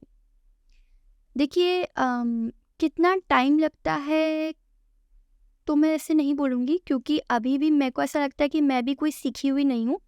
मैं भी कुछ चीज़ों को सीख रही हूँ और हर बार जब मैं अपने कार्ड्स खोलती हूँ तो मुझे ऐसा लगता है अच्छा इस बार ये सिखाया कार्ड ने, दूसरी बार ये सिखाया, या किसी से बात करती हूँ तो मुझे ऐसा लगता है अच्छा इसने मुझे ये सिखाया। तो सीखने की कोई वो नहीं है कि अरे 6 महीने या 3 महीने या 10 महीने ही सीख सकते हो। पर हाँ, जैसे मैं एज़ अ टीचर जब मैं टैरो सिखाती हूँ तो मैं मेनली ये बोलती हूँ कि या तो 6 महीने का कोर्स है या 3 महीने का कोर्स है। अब आपके ऊपर डिपेंड करता है आप कौन-सा वाला लेते हो, बेसिक, एडवांस, वो आपकी इच्छा। और जब आप सीखने आ रहे हो तो क्या चीज़ मैटर करती है? आप चाहे ऑनलाइन ही सीख रहे हो पर आप अपने टीचर के साथ फेस टू फेस एक बार तो बैठोगे। फेस टू फेस एक बार उनकी एनर्जी के साथ कनेक्ट करोगे और जब आप उनसे बात कर रहे हो तो वो कितना उस चीज़ को एक्सप्लेन कर रहे हैं, कितना उस चीज़ के साथ वो जुड़े हुए हैं, वो ही पता लगनी चाहिए। मेरी क्लास में एक रूल है, मैं ऑनलाइन भी लेती हूँ, ऑफलाइन भी लेती हूँ, लेकिन ऑनलाइन में हमेशा मैं शुरू करने से जिनने ये कि ऐसे आपने डिसाइड कर लिया आपको मुझसे सीखना है, तो जब आपने ये डिसाइड कर लिया, जब सब कुछ प्रोसीजर हो गया, उसके बाद मैं सबसे पहले आपको ये कहती हूँ आप आओ मेरे पास, मुझसे बैठ के बात करो और अपनी सारी चीज़ें अपने हाथों से लेकर जाओ एनर्जाइज करवा के। मैं किसी भी चीज़ को कोरियर करवाने में विश्वास नहीं करती उस टाइम पे। क्यों? मेरी एनर्जी ख़त्म हो गई है वहाँ पर। अब वो कार्ड जब एनर्जाइज होंगे उसके बाद जब वो आपके पास आएंगे तो आपकी एनर्जी लगेगी उसमें। तो इसलिए खुद आओ, खुद लो, खुद उसके साथ कनेक्ट करो और खुद जाओ। तो ये एक ट्रस्ट बिल्ड होता है इंसान पे भी और टैरो पे भी कि हाँ भैया अब इसके हो गए हैं, इसके नहीं। जैसे अपन नॉर्मली किसी पेट को लेते हैं तो वही करते हैं ना कि हम लेके जा रहे हैं, फिर हम उसको भी ये विश्वास दिलवाते हैं कि अब हम हैं तेरे ध्यान रखने वाले, अब हम रखेंगे तेरा ध्यान, इस प्रकार से। तो अगर कोई भी, आप जैसे मैंने अभी आपसे बोला कि आप अपने क्लाइंट एक्सपीरियंस से मुझे ये बताइए कि क्या कभी ऐसा हुआ है कि कोई भी इंसान आपसे टैरो कराने आया हो और कोई उस पे बिकॉज़ वो किसी रॉन्ग इंटेंशन से आया हो या शायद वो इंसान सही ना हो, वो चीज़ उस पे बहुत उल्टी पड़ी हो, यानी कि उस पे बहुत ही एक कोई साइकिक अटैक हो गया हो, या फिर अगर हम देखें बिल्कुल ही ऑपोज़िट, एक इंसान की लाइफ में मिरेकल आ गया हो कि जैसे बहुत टाइम से नहीं कुछ हो रहा था और एकदम से वो इतनी खुश हो गई। कोई भी अपना ऐसा क्लाइंट एक्सपीरियंस जो आपके लिए सबसे यादगार रहा हो इधर? अच्छा, अच्छे में भी रहा है और बुरे में भी रहा है। तो पहले बुरे से ही शुरू करते हैं, ठीक है? क्योंकि यहाँ की एनर्जी बहुत अच्छी है तो बुरे को लाके पहले जला देते हैं, फिर अच्छे को तो करना ही है। तो बुरा एक्चुअली क्या है कि मैंने जब फर्स्ट अपना बैच शुरू किया था तो मैंने स्टूडेंट्स को बहुत क्लियर ये कर दिया था कि प्लीज़ कोई भी रीडिंग नहीं करना, मेरी करो या तो, क्योंकि मैं अपने आप की एनर्जी को कंट्रोल करने में इतनी सक्षम हूँ कि मैं कर लूँगी। तो मेरी कर लोगे तो कुछ नहीं होगा। लेकिन अगर किसी और की करोगे, क्योंकि अभी आपको नॉलेज नहीं है, आपने अगर किसी और की करी और गलत कर दी इन केस, तो वो अर्थ का अनर्थ हो जाएगा, राइट? तो लेकिन वही बात है, लोग एक्साइटमेंट चाहते हैं, लोग क्यूरियस हो जाते हैं, लोगों को लगता है यार कर देते हैं, क्या जाता है, ठीक है।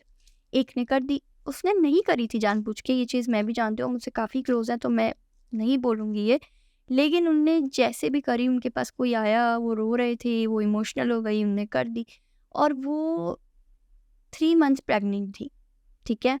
तो उन्होंने करी, उन्होंने जब करी तो हर बार फर्स्ट टाइम जो भी रीडर रीडिंग करता है, मैंने हमेशा ही सुना है कि डेविल का कार्ड खुलता ही खुलता है। क्यों खुलता है? क्योंकि वो इंसान की नेगेटिविटी और सामने वाले की एनर्जी की नेगेटिविटी को ख़त्म कर देता है। इसलिए मैं उन्हें ये कहती हूँ कि डेविल का कार्ड करना चाहते हो तो मेरे संग करो। मेरे अंदर है नेगेटिव एनर्जी, ऐसा नहीं बोलूँगी कि भैया मैं कोई भगवान की है ही नहीं, लेकिन मैं वो जो नेगेटिव एनर्जी निकलेगी उसको मेरे अंदर ही आ जाने दो, आप तक नहीं पहुँचने दूँगी। इस बात की गारंटी है कि वो आपको हावी नहीं करेगी, मेरे तक ही ख़त्म हो जाएगी। उन्होंने खोला, कार्ड निकल के आया। अब वो सामने वाले का निकल के आया या वो उनकी एनर्जी को डिफाइन करना चाहता था, वो मुझे नहीं पता, लेकिन वो निकल के आया, और जैसे ही वो निकल के आया उस समय से उनके सर में दर्द शुरू हो गया, ठीक है। तो उन्होंने बंद कर दिया, क्योंकि हमारी टैरो का फर्स्ट रूल यही है कि अगर आपके पास डेविल का कार्ड आता है या फिर कुछ भी आता है तो आप उसको क्लोज कर दो। तो उनने बंद कर दिया, ठीक है।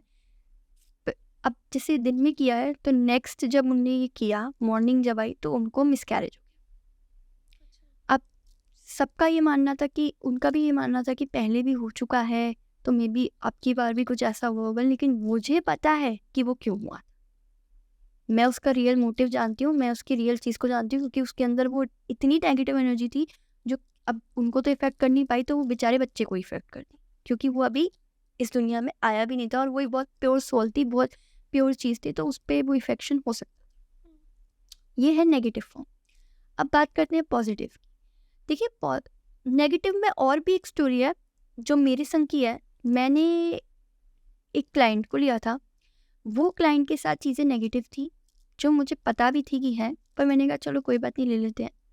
मैं यूजुअली डेविल का कार्ड खोल के बंद कर देती हूँ, लेकिन कई बार हो जाता है कि ठीक है, मैं वापस वो डेविल के कार्ड को बंद करने की जगह फिर से खोल लेती हूँ कार्ड्स को, ठीक है। मैंने उनके केस में किया, मुझे ऐसा कुछ फील नहीं हुआ कि कोई स्पिरिट वगैरह कुछ भी, लेकिन उसके बाद से मेरे सर में ऑफन दर्द होने लग गए, हर दिन दर्द होता था।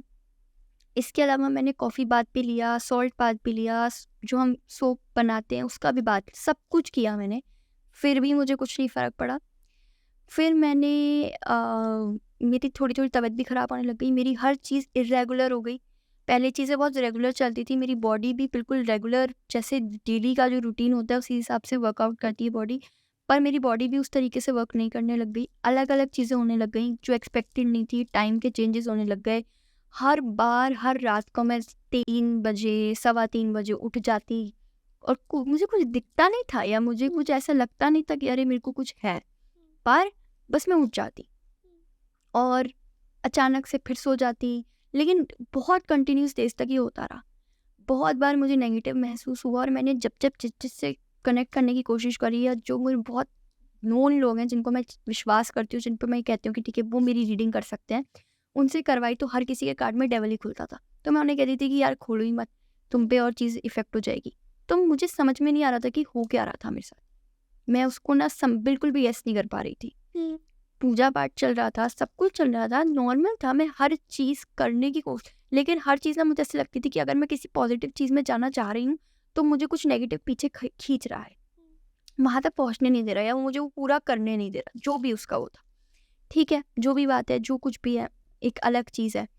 इसके अलावा बहुत रूटीन अजीब चलने लग गया। फिर मैंने एट लास्ट में मम्मी को ही बोला जाके, मैंने कहा कि ये सब कुछ बहुत अजीब चल रहा है, तो मुझे अब समझ में नहीं आ रहा कि मैं क्या करूँ।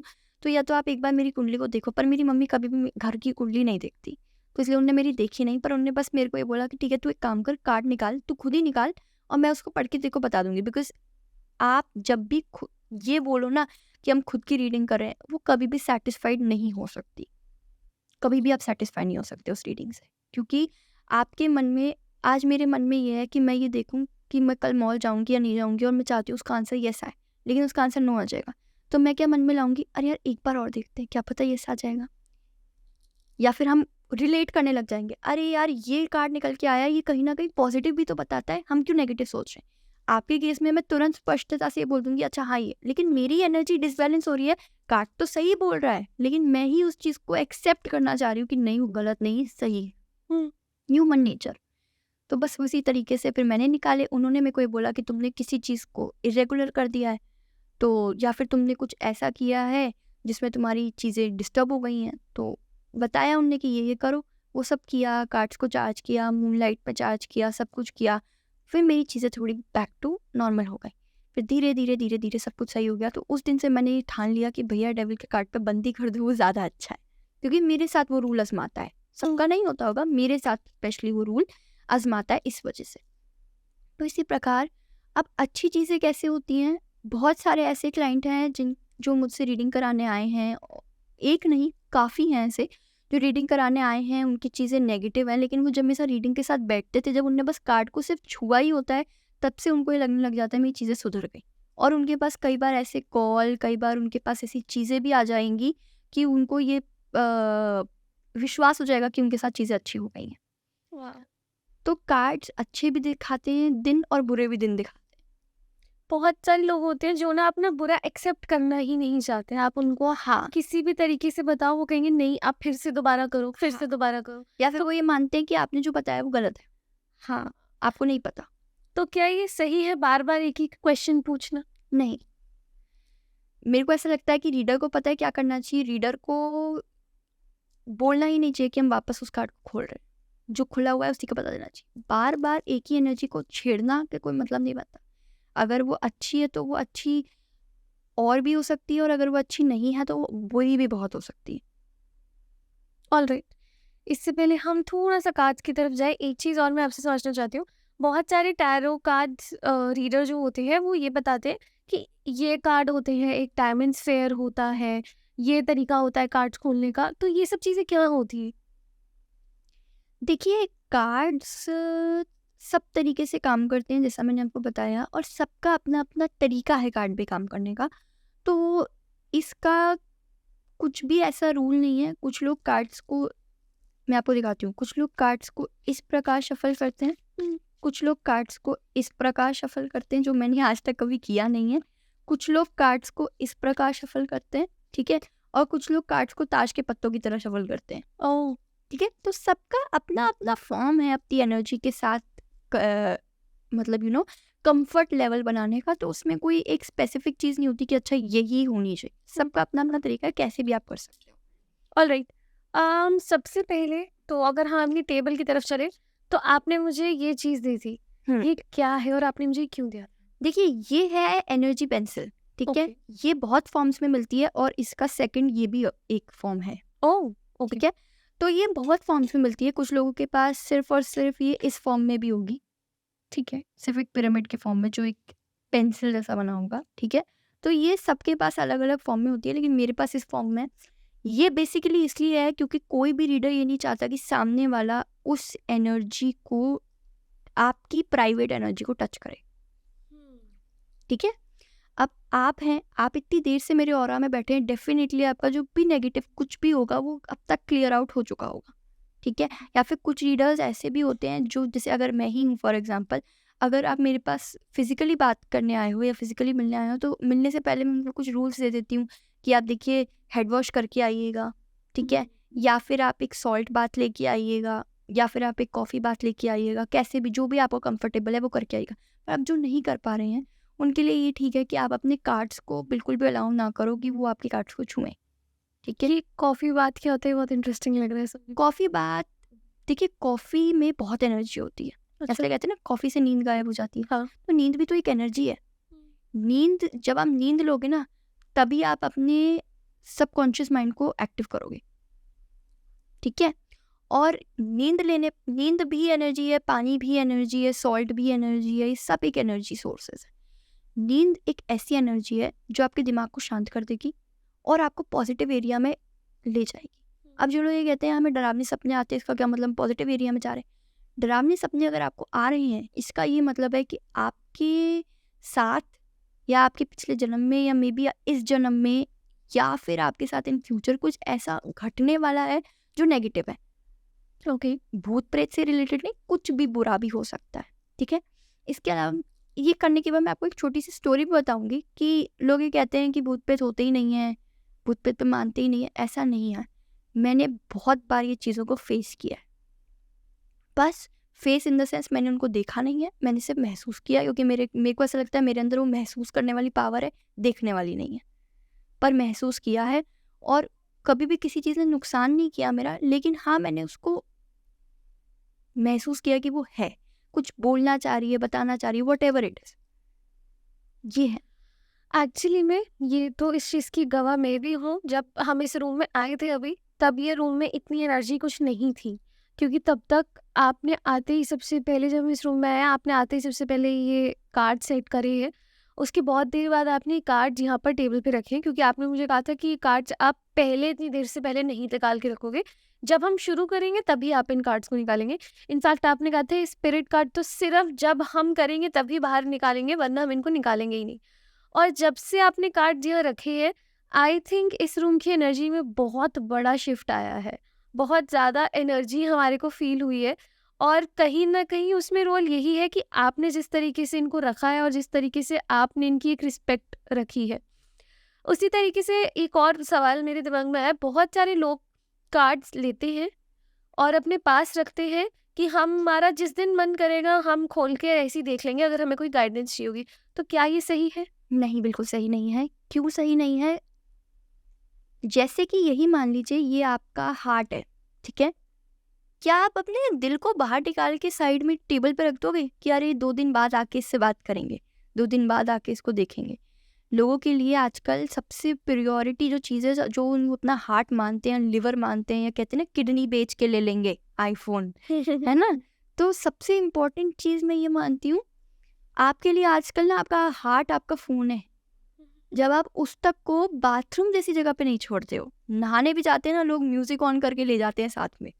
कुछ लोगों के पता है क्या एग्जाम्पल्स रहते हैं, हम फ़ोन क्यों लेके जा रहे हैं बाथरूम में?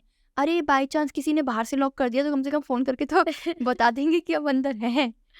तो मुझे लगता है ऐसी कोई जगह नहीं होगी अब जहाँ आप अपने फ़ोन को नहीं लेके जाते होगे। आदमी 2 मिनट के लिए दुकान पे भी जा रहा है ना, फ़ोन छोड़ के नहीं जाएगा। और खैर अब तो पैसे वगैरह सब फ़ोन में, तो अब तो फ़ोन का कोई मतलब ही नहीं बनता कि फ़ोन को छोड़ दे। जब आप अपने फ़ोन को नहीं छोड़ सकते, उसको साइड टेबल पे भी इंसान तब तक रखता होगा जब वो सो रहा है, और वो भी मुझे लगता है बस वो नींद से उठने सब, अगर बीच में भी, इनफैक्ट मेरा भी ये होता है क्योंकि मेरी आदत क्या है कि मैं ना कुछ चला के सोती हूँ, चलाए बिना मुझे नींद नहीं आती। मुझे आदत है कि मैं कुछ देख के फिर सोती हूँ, तो वो चलता रहता है, मैं सो जाती हूँ। तो कोई बंद कर दे तो अच्छी बात है, वरना कोई बात नहीं। तो मैं अगर कभी रात में भी उठती हूँ ना और मुझे वो दिखता नहीं है, अरे मेरा फ़ोन किधर गया, कहाँ चला गया, तो मैं रात में अपनी नींद को छोड़ के पहले उस फ़ोन को ढूंढती हूँ कि वो मिल जाए मुझे। फिर मैं उसको एक सही जगह पे रख के तभी चैन से सोती हूँ। वो क्यों?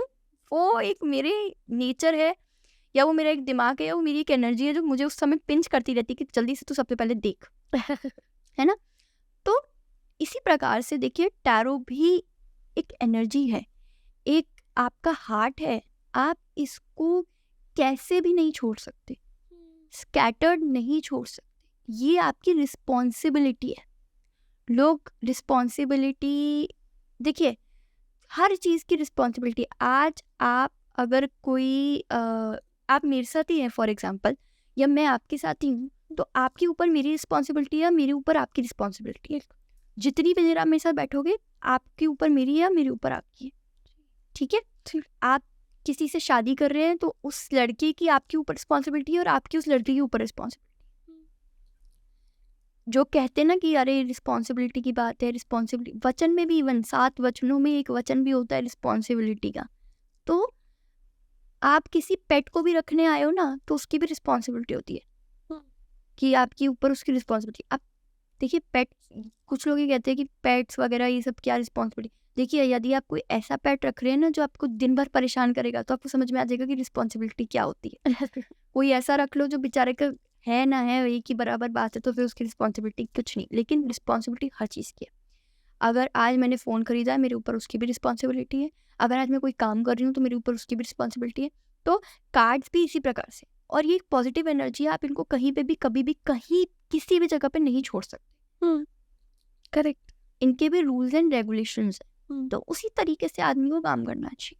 अब जैसे मैंने आपको ये स्टिक दी, शायद हमारा पॉडकास्ट शुरू नहीं हुआ था तभी मैंने आपको स्टिक दे दी थी। क्यों दे दी थी? क्योंकि मैं ये चाहती थी कि आपकी एनर्जी उस स्टिक में आ जाए, ओह! उतने टाइम तक आ जाएगी, तो मैं शायद आगे इस पे कुछ कर पाऊंगी। अब थोड़ा अगर अपन और इसमें फर्दर जाएं तो ये देखिए, ये मेरी 2 सेफ्टी गार्ड्स हैं, जो आप ये समझ लीजिए कि एक लेफ्ट एक राइट खड़ी हुई है, अच्छा। ठीक है? आपने इस कमरे में आके एक चीज़ देखी होगी जो आपको सबसे ज़्यादा दिखी होगी, वो है एंजल्स। हाँ। हर जगह एंजल्स, मतलब मेरे घर पे भी, मेरे रूम में एंजल्स, एंजल्स एवरीवेयर एंजल्स। और मुझे एंजल्स बहुत पसंद है, मुझे बहुत अच्छा लगता है कि मेरे रूम्स में एंजल्स रहें। आपको ये बोलेगा कि यार एंजल जो है, परियां जो है, ये तो फॉरेन में आ गई, ये तो हिंदू, उसका कोई मतलब ही नहीं हुआ, ये तो फॉरेन हुआ। आप एक बात, मतलब नॉर्मल एक बात सोचिए, भगवान जो है, जैसे हम कहते हैं ना कि हमारी मूर्ति में, जैसे अब जो हमारे सखा हैं या हमारे वहाँ घर पे जो कृष्ण जी हैं, हम ये मानते हैं कि वो साक्षात हैं। जी। बाकी बिहारी जी साक्षात हैं, गोविंद देव जी साक्षात हैं, क्योंकि ये खुद प्रकट होने वाली मूर्तियाँ। लेकिन एक बात बताइए, कृष्ण जी जहाँ भी, जिस भी लोक में होंगे अभी, क्या वो खुद उठ के उन सब में आके बैठ रहे? नहीं, वो अपना एक एक छोटा छोटा कण भेज रहे हैं, एक बहुत छोटे छोटे पार्टिकल्स भेज रहे हैं, और वो छोटा पार्टिकल्स पूरा ब्रह्मांड हिलाने लायक पार्टिकल है, बस एक वो छोटा पार्टिकल। बिल्कुल। कहते हैं ना, अगर हम राधा जी की बात करें, राधा जी की सुंदरता की बात करें, तो हमारे नाखून जितना है ना, ये नाखून जितना, तो आप ये मानिए कि हम सोचते हैं कि वो इतनी सुंदर होंगी, तो पूरे शरीर को लगा लो तो वो कितनी ही सुंदर होंगी, कोई जानता ही नहीं है। एग्जैक्टली। वो सुंदरता की देवी है। सुंदरता को, वही सुंदरता को बताती है कि अच्छा सुंदरता क्या होती है। और सुंदरता वो अपनी, उससे नहीं है कि वो अपनी खूबसूरती से सुंदर दिख रही है, नहीं, वो अपने मन से सुंदर है। राधा जी ने बहुत से ऐसे कर्म किए हैं, बहुत सी ऐसी चीजें करी होंगी जिसमें उनको ये लगा होगा कि मेरे को ना मोक्ष नहीं प्राप्त होगा, क्योंकि उनने कृष्ण जी को काफी बार उस संकटों से बचाया है, या काफी बार कृष्ण जी को स्पर्श किया होगा, या काफी बार बहुत सारे ऐसे कार्य किए होंगे जिसमें उनको ये पता होगा कि मेरे को मोक्ष नहीं मिलेगा। तो उनको ये बात पता थी कि मुझे नहीं मिलेगा, लेकिन उनके लिए उस समय उनका सबसे बड़ा कर्म ये था कि मेरे आराध्य जो है, जिनसे मैं प्रेम करती हूँ, वो सुरक्षित रहे, वो प्रसन्न रहे। एग्जैक्टली। तो यही है एक्चुअल, कहें तो दुनिया। अब रही बात एंजल्स की, कि हम वापस एंजल्स के टॉपिक पे आते हैं। जैसे मैंने आपको बोला कि कृष्ण जी अपना एक बहुत ही छोटा सा कण भेजते हैं, तो मैं, हर किसी का अपना एक गार्ड होता है, बॉडी गार्ड। मेरे लिए मेरी एंजल्स हैं। मैं ये मानती हूँ कि मेरे ठाकुर जी अपना जो छोटा सा कण है वो इनको भेजते हैं, तो ये आके मुझे प्रोटेक्ट करती है। वाह। तो जिसके भी टैरो कार्ड रीडर के डेक में या उनकी ये पूरे टैरोट में एंजल्स नहीं होती, वो टैरो कार्ड रीडर का होने का कोई मतलब ही नहीं है, बिकॉज एंजल एक बहुत मेन रोल प्ले करती है। ये मेरा मानना है। और आप बता रही थी, तो ये क्रिस्टल्स मैंने बहुत बार देखे हैं, बहुत सारे टैरो रीडर्स अपने आसपास क्रिस्टल्स और कैंडल्स रखते हैं, क्यों? देखिए, क्रिस्टल्स, कैंडल्स, ये सब रखना, पहली बात, क्योंकि हम अभी ओवरऑल पूरी ही बात एनर्जी की करें हैं। जी। कैंडल बहुत पॉजिटिव एनर्जी देती है, ओके। धूप बत्ती बहुत पॉजिटिव एनर्जी देती है। ठीक है। अब वही बात है, अगर मेरे सामने 2 जने आए हैं जिनके पास नेगेटिव एनर्जी है, और मैं यहाँ पे अकेली हूँ जिसमें पॉजिटिव एनर्जी है, तो नेगेटिव, मेरे को नेगेटिव बनने में 2 मिनट नहीं लगेंगे, क्योंकि पॉजिटिव नेगेटिव में बहुत जल्दी इफेक्ट। Correct. लेकिन मेरी एंजल्स, मेरी क्रिस्टल्स, मेरी कैंडल्स, मेरी सब कुछ, ये सब मुझे प्रोटेक्ट करके रखती है उससे।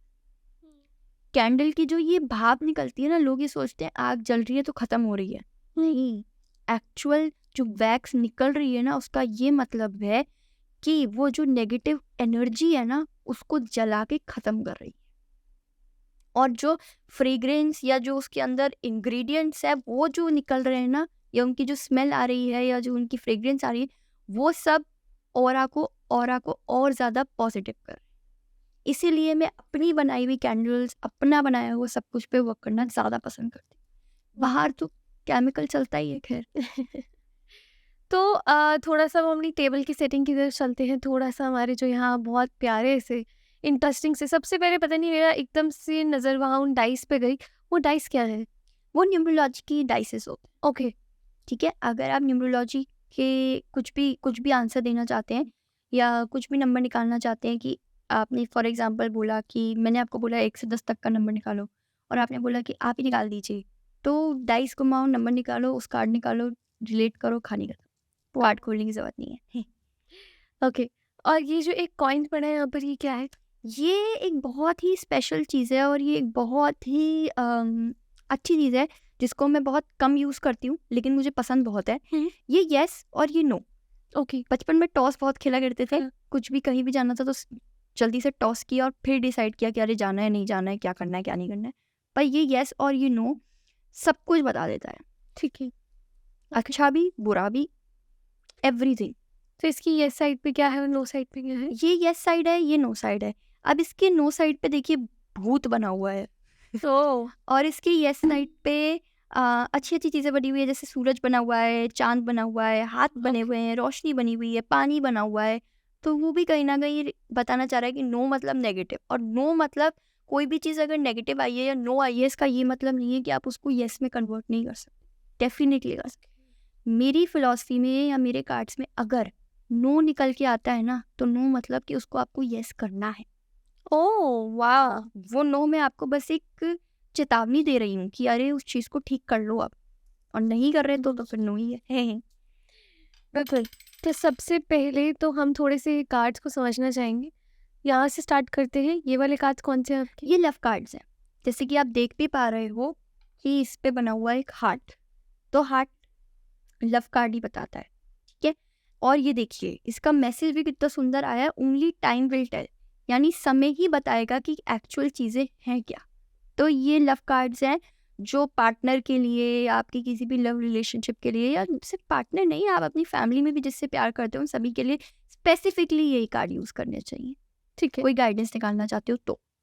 ऑलराइट। तो ऐसा करते हैं, हम कुछ-कुछ कार्ड्स को एक बारी हम डेमो भी लेते हैं और साथ ही साथ हम कार्ड्स को थोड़ा समझते हैं। आपने सबसे पहले यही कार्ड्स उठाए थे, एक बारी इन कार्ड्स को हम देखते हैं, शफ़ल करते हैं, देखते हैं क्या ये गाइडेंस। सबसे पहले तो आप मुझे ये बताइए, ये बहुत सारे कार्ड्स हम आजकल ऐसे देख रहे हैं जो नॉर्मल टैरो कार्ड से अलग है। जैसे टैरो में हमारे कुछ गिनती की ही चीज़ें होती हैं और ये कार्ड्स बिल्कुल डिफरेंट है। इनमें और उन कार्ड्स में डिफरेंस क्या होता है? देखिए सब कार्ड्स का अपना-अपना कुछ मतलब है बताने का, और सब कार्ड्स का अपना-अपना कुछ एनर्जी लेवल है। Main cards is the heart and other cards are the organs, ये समझ लीजिए। ओके, तो दोनों एक दूसरे के बिना अधूरे हैं, लेकिन वो कार्ड हार्ट है, वो सब कुछ डिसाइड करेगा, जीना मरना, कब जीना है, क्या करना है, सारी चीज़ें। और ये कार्ड्स उसके हेल्पिंग हैं।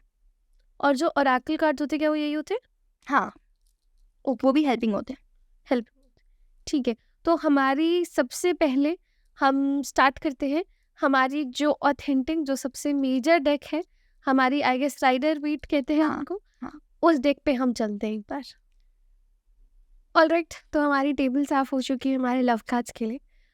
तो सबसे पहले जैसे भी आप करती हैं प्रॉपर हमें डेमो दीजिए कि एक्चुअली में, बिकॉज जैसे कि आपने बताया एनर्जी, तो आपसे एनर्जी और आपके कार्ड से एनर्जी बहुत पॉजिटिव और बहुत स्ट्रांग है।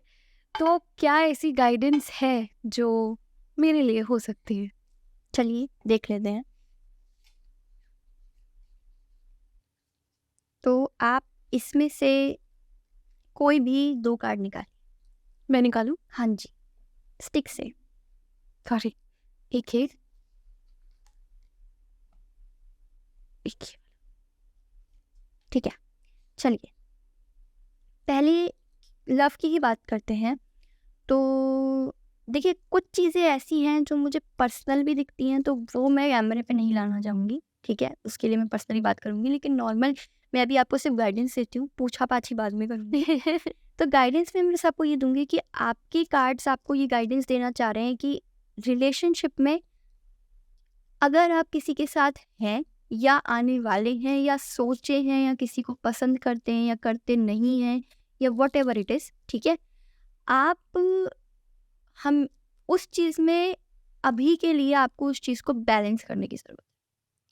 बैलेंसमेंट अभी आपके केस में बहुत ज़्यादा दिखाई दे रहा है, क्योंकि आपको आपके रिलेशनशिप में, चाहे कैसा भी रिलेशनशिप क्यों ना हो, आपको बहुत ज़्यादा सपोर्ट भी मिलेगा, लेकिन आपको चैलेंजेस भी मिलेंगे। उन चैलेंजेस को फेस करने के लिए अभी आप सक्षम नहीं हैं। तो उसके लिए आपको अभी अपने आप को थोड़ा-सा कंट्रोल में रखना चाहिए और चीज़ों को बैलेंस करने की ज़रूरत है। ठीक है? अब रही बात, लोग ये बोलेंगे बैलेंस के ही बारे में बात कर रहे हो, क्योंकि गाइडेंस ही बैलेंस की आई है कि आपको बैलेंस करने की ज़रूरत है। इस समय आपके लिए सबसे इम्पोर्टेंट ये है कि आप बैलेंस करो। अगर आप ज़रा-सा भी उस रिलेशन में रोमांटिक साइकिल में चले गए, तो आप बैलेंस नहीं कर पाओगे और सब कुछ उलट-पुलट हो जाएगा। इसलिए इस समय बैलेंस करना ही सबसे अच्छा आपके लिए ऑप्शन है। अब क्यों है, किस चीज़ में है, कैसे है, वो इंसान की अपनी पर्सनल लाइफ है, तो वो जब शुरू होती है फिर तो खैर बात चलती ही रहती है। ये है, ठीक है? हाँ। और दूसरा ये है कि आपको थोड़ा-सा टाइम देने की ज़रूरत है चीज़ों को। इतना जल्दी-जल्दी किसी भी चीज़ पे मत जाओ, थोड़ा-सा टाइम दो, थोड़ा-सा उस चीज़ पे रिलैक्स करो, थोड़ा-सा उस चीज़ को इग्नोर करो। जब समय होगा तब अपने आप वो चीज़ आपकी तरफ आ जाएगी, या मेबी उससे बेहतर आ जाएगी जो आपने सोचा होगा। कुछ भी हो सकता है। उनको मेरे बारे में कुछ नहीं पता है, पर उन्होंने गाइडेंस ऐसी दी है कि शायद जैसे होता नहीं, उनको पता है ये सब कुछ। वाओ! बहुत सारे जस्ट अ डिस्क्लेमर मैं देना चाहूँगी जितने भी लोग देख रहे हैं। ये बात इन्हें नहीं पता थी, ये इनके सामने भी फर्स्ट टाइम रिवील हो रही है। जो अभी कार्ड्स हमने लव कार्ड्स किए हैं, कार्मिक पे आप शायद देख पाओगे, मान हमने और भी टैरो किए। वो एपिसोड आया है नहीं आया है मुझे नहीं पता, but this is very raw जो मैं अभी बोल रही हूँ। सेम लव कार्ड्स मेरे साथ पहले हो चुके हैं, और मैंने अभी एक ऐसा कार्ड निकाला जो मैंने तब भी मेरा कार्ड निकला था, बट उस समय जब वो कार्ड निकला तो उन्होंने मुझे जो उस कार्ड पे लिखा हुआ था, आई गेस इन कार्ड्स पे मैसेजेस लिखे होते हैं, उन्होंने सिर्फ वो मैसेज पढ़ा और बोला ये गाइडेंस है। अब मुझे वो खुद इंटरफेयर करना था, मतलब खुद उस पे से इंटरप्रेट करना था। मुझे बस इतना बता दिया गया। ये बहुत ही रियल एक्सपीरियंस है। ये अभी मैंने आपके सामने भी नहीं बताया, ये आपको भी अभी फर्स्ट टाइम पता चल रहा है। और अभी जो इन्होंने मुझे बताया, मैं शायद उस समय समझ ही नहीं पाई थी वो चीज़। सेम चीज़ में इतना अंतर, मेरा कार्ड उठाने का मकसद ही यही था कि मैं उस चीज़ को समझना चाहती थी। मतलब टेस्टिंग की तो यहाँ कोई गुंजाइश ही नहीं है, बट मैं उस चीज़ को समझना चाहती थी कि ये क्यों आई थी। लेकिन इन्होंने सिर्फ वो कार्ड निकाला नहीं है, इन्होंने जिस तरीके से वो एक्सप्लेन किया है ना, दैट रियली प्रूव्स कि क्यों आप इस इंडस्ट्री में इतनी आगे हैं और आगे जाएंगी। So amazing, thank you. Very amazing. चलते हैं अब। मुझे लगता है और कुछ नहीं तो अब इतना तो अभी मेरे बारे में जानती है कि मैं महादेव से बहुत ज़्यादा कनेक्टेड हूँ। बिल्कुल। है ना? आप ये जितने भी मेरे पॉडकास्ट हुए अभी तक, मुझे लगता है ये एक ऐसी चीज़ है जो मेरे साथ बहुत टाइम से चल रही है। और आपके ही यहाँ पे पड़े कार्ड्स में एक कार्ड पे सबसे ऊपर हमारे भोलेनाथ बने हुए थे, जो मैं इतनी ज़्यादा खुश हो गई कि आपने ये कार्ड बहुत बढ़िया निकाले। तो एक बारी वो कार्ड क्या है ये मैं बताइए। देखिए, बेसिकली ये जो कार्ड है, ये है गॉड एंड गॉडेसेस के कार्ड। ये सिर्फ महादेव ही नहीं है, क्योंकि शायद वही है कि महादेव आपसे बहुत ज़्यादा कनेक्टेड है, इस वजह से महादेव ही आ गए पहले। क्योंकि यहाँ पे अभी मेरी बात चल नहीं रही, तो इसलिए ठाकुर जी ने सोचा कि ठीक है बेटा, पहले अभी इन्हीं को भेज देते हैं, और दोनों एक दूसरे के इष्ट हैं, तो इसलिए कोई परेशानी ही नहीं है। पर हाँ, महादेव के कार्ड्स नहीं है, ये सभी देवी देवताओं के कार्ड्स हैं। और इनफैक्ट देवी देवताओं को भी के साथ साथ भी जो भी इस दुनिया में पॉजिटिव एनर्जी है, वो सभी के कार्ड है ये। और इस कार्ड की सबसे अच्छी बात ये है कि ये कार्ड ना इंसान की कुछ चीज़ों को आइडेंटिफाई करते हैं, जैसे कि ये इंसान के लिए सबसे अच्छा मंत्र बताते हैं जो उसको करना चाहिए। ये कार्ड्स कुछ ऐसी मेडिटेशन बताते हैं जो उसको करनी चाहिए, और साथ में ये ऐसी ब्लेसिंग बताते हैं जो कि एज अ गाइडेंस हम प्रेजेंट करते हैं। तो चलिए पहले आप एक बार कार्ड्स हमारी ऑडियंस को दिखाएंगे। जी बिल्कुल। तो ये आगे से होता है, और अगर हम पीछे जाएं तो यहाँ पे पहले मंत्र, मेडिटेशन और फिर ब्लेसिंग, ऐसा चलता है। ठीक है, तो चलिए अपन शुरू करते हैं। तो इसमें से भी आप 2 कार्ड निकाल लीजिए। एज ऑब्वियस शिवली का कार्ड तो हम निकालेंगे। वाओ, अगला कार्ड ही श्री कृष्ण का कार्ड है, और वही पता नहीं क्यों सबसे ज़्यादा अट्रैक्ट कर रहा है, तो आप वही ले लीजिए। तो चलिए, दोनों ही एक दूसरे के आराध्य आए हैं। क्या हम एक और कार्ड निकाल सकते हैं? इससे बहुत देर से मेरी नज़र जा रही है। बिल्कुल। ये वाला मुझे नहीं पता है कि का कार्ड है ये। तो ये है सूर्य का कार्ड। ठीक है, तो चलिए, पहले तो इसमें 3 मंत्र आए हैं। ठीक है। पर क्योंकि आप शिव जी को बहुत ज़्यादा मानते हैं, तो मैं आपको यही बोलूँगी कि आपको ना, आपके लिए जो मंत्र आया है वो महामृत्युंजय का आया है, और क्योंकि स्त्रियाँ उसको नहीं बोल सकती या लड़कियाँ उसको नहीं बोल सकती, तो आप ये ब्राह्मण द्वारा करवा सकते हैं। सोमवार को करवा सकते हैं कि ठीक है, आपने एक बार कुछ भी 108 पाठ करवा दिए, जो भी करवा दिया आपने, ठीक है, सुन सकती हूँ मैं इसे? सुन सकते हो आप इसे, ठीक है। अब मेडिटेशन की बात करें तो आपको ही अंदर एक पावर दिखाई देती है, आपके अंदर एक चीज़ दिखाई देती है, जो मुझे कार्ड बताता है कि आपके अंदर एक पावर है, थर्ड आई पावर, ठीक है। अब थर्ड आई पावर कैसे है कि आप अभी जो कर रहे हो ना, वो अकल्ट साइंस का काम कर रहे जी। हो, और आप उस चीज़ को सुन तो रहे हो, लेकिन आप उस चीज़ को सीख भी रहे हो। कुछ होते हैं जो सिर्फ सुनते हैं, और कुछ होते हैं जो सुन के सीखते भी हैं, जी। ठीक है। तो एक चीज़ जो मुझे दिखाई दे रही है तीनों कार्ड को जोड़ के, वो ये दिख रही है कि कृष्णा की तरह शांत, जब आपको सच में ब्रह्मास्त्र यूज़ करना है ना, तभी यूज़ करिएगा। कभी भी अपनी उस पावर को ना फटाफट निकाल मत दीजिएगा। शिव जी की तरह इंटेलिजेंट और शांत, अपने आप को बहुत शांत रखो, बहुत ज़्यादा मेडिटेशन में लीन हो जाओ, ठीक है। और कृष्ण जी की तरह थोड़ा चंट चालाक, थोड़ा सा बुद्धिमान भी हो जाओ, और सूर्य की तरह तीव्र हो जाओ।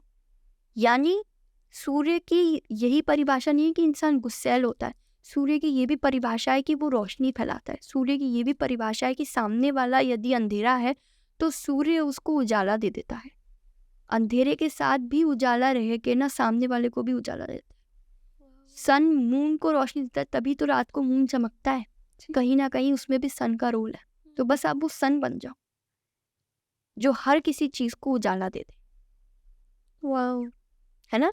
तो ये आपको गॉड एंड गॉडेसेस वाले कार्ड आइडेंटिफाई करते हैं कि आपको ये चीज़ें करनी चाहिए। और अब अगर अपन बात करें कि ब्लेसिंग क्या आती है आपके लिए, देखो, महादेव का कार्ड ये दिखाता है कि आप, जैसे कि मैंने लव कार्ड्स खोले, महादेव के कार्ड भी कहते हैं कि आपको मैरिज पार्टनर बहुत अच्छा मिलेगा। और जो भी इतनी सच्ची बात है, जो महादेव की पूजा करता है उसको अवश्य ही महादेव जैसा वर की प्राप्ति होती है। वो तो मांगता ही महादेव से ये है कि मुझे अच्छा वर मिले। लेकिन क्योंकि कार्ड ये भी शो करता है कि कभी भी लाइफ में जो भी अनएक्सपेक्टेड चेंज हो रहे हैं उन पर तुरंत मत आगे जाओ, वेट करो, संभल के चलो, सोच के चलो।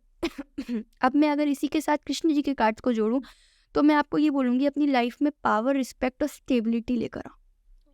मे बी आपकी लाइफ में आपको पावर मिल रही होगी, रिस्पेक्ट भी मिल रही होगी, लेकिन अभी आपकी लाइफ में स्टेबिलिटी नहीं है, तो स्टेबिलिटी को लाओ, ठीक है। चीज़ों पे सब ये जो कार्ड आए ना, इनसे मेरे को मुझे ये सीखने को मिलता है और मुझे गाइडेंस देने को मिलता है कि वर तो आपको अच्छा ही मिलेगा। महादेव का आपके ऊपर हाथ है, तो आपकी शादी जहाँ भी होगी, क्योंकि देखिए कार्ड शादी को ज़्यादा दिखा रहा है, इसलिए मैं ये बोल रही हूँ कि शादी बहुत अच्छी होगी। लेकिन कृष्ण जी की तरह उस चीज़ को थोड़ा सा धीमे धीमे चलो। अब अगर आपको लगता है कि अभी सही समय है भी, अगर है भी, तो भी आपको उसका इंतज़ार करना चाहिए, क्योंकि हो सकता है इस सही समय से और भी कुछ अच्छा समय अभी आने वाला है, ठीक है। और तीसरा सूर्य को, तो वो आपको ये बताता है कि आपको लव, चैरिटी, रिस्पेक्ट, लॉयल्टी सब कुछ मिलेगा लाइफ में, लेकिन पहले अपनी तीव्रता बढ़ाओ। तीव्रता। मतलब अपने आप को एक जगह पे ना, एक औरे में ही बस बंद मत कर। सूर्य की तरह एक जगह रह के पूरी चारों ओर रोशनी फैल। सूर्य को कुछ लोग बहुत अच्छा भी बोलते हैं और कुछ लोग बहुत बुरा भी बोलते हैं, लेकिन सूर्य भी अपनी चीज़ों को ना इंसान को बता देता है कि देखो, मैं तुम्हारे काम भी आ रहा हूँ, तुम्हारे काम नहीं भी आ रहा। सूर्य ही एक ऐसे हैं जो विटामिन वो देते हैं ना, वो कोई और विटामिन ना कैप्सूल दे सकती है ना कुछ दे सकती है, वो सिर्फ सूर्य ही दे सकते हैं। दूसरी बात, सूर्य गर्मी में बहुत परेशान करते हैं, लेकिन वो फिर भी आते हैं अपना कर्तव्य निभाने। भले ही वो कितना भी परेशान करे, भले ही लोग उनको कितना भी बुरा बोले, उनका काम है रोशनी देना, वो देंगे। और ऐसे ही सर्दी में लोग सूर्य देवता की आराधना करते कि सूर्य देवता आ जाइए, कुछ समय आ जाइए, ताकि हम इस सर्दी में आपके पास बैठ सके और हमें गर्माहट मिले। तो सूर्य तो अपना कर्म कर रहे हैं, वो तो आ रहे हैं, वो तो बोलते ही नहीं है एक दिन भी आना। तो आप भी अपना कर्म करो, फल की अपेक्षा मत करो। फल देने का काम दोनों का है, वो दे देंगे। ये है। मैंने आज तक सिर्फ इनकी मम्मी को ये बोला है, पर आप कहाँ से बोल रही हैं? कहाँ से आता है आपको ये सब?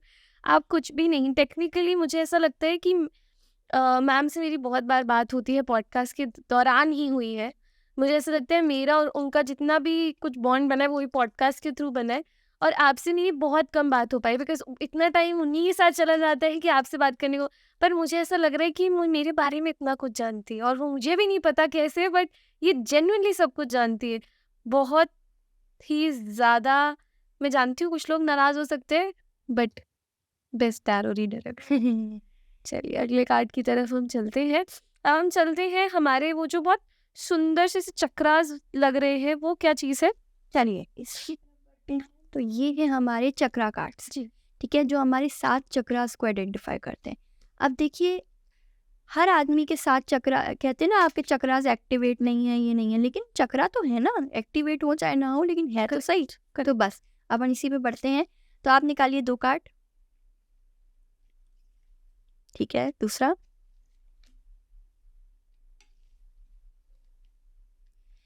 ठीक है, आपको अपनी लाइफ का पर्पस समझने की कोशिश करनी चाहिए। जो ये कार्ड बताता है कि आपकी लाइफ का पर्पस क्या है। ओके। आपकी कुछ चीज़ें देखो, सब कार्ड एक ही चीज़ बताने की कोशिश कर रहे हैं कि कुछ ऐसी ब्राइटनेस है जो आने वाली है, जिसका इंतज़ार करना चाहिए।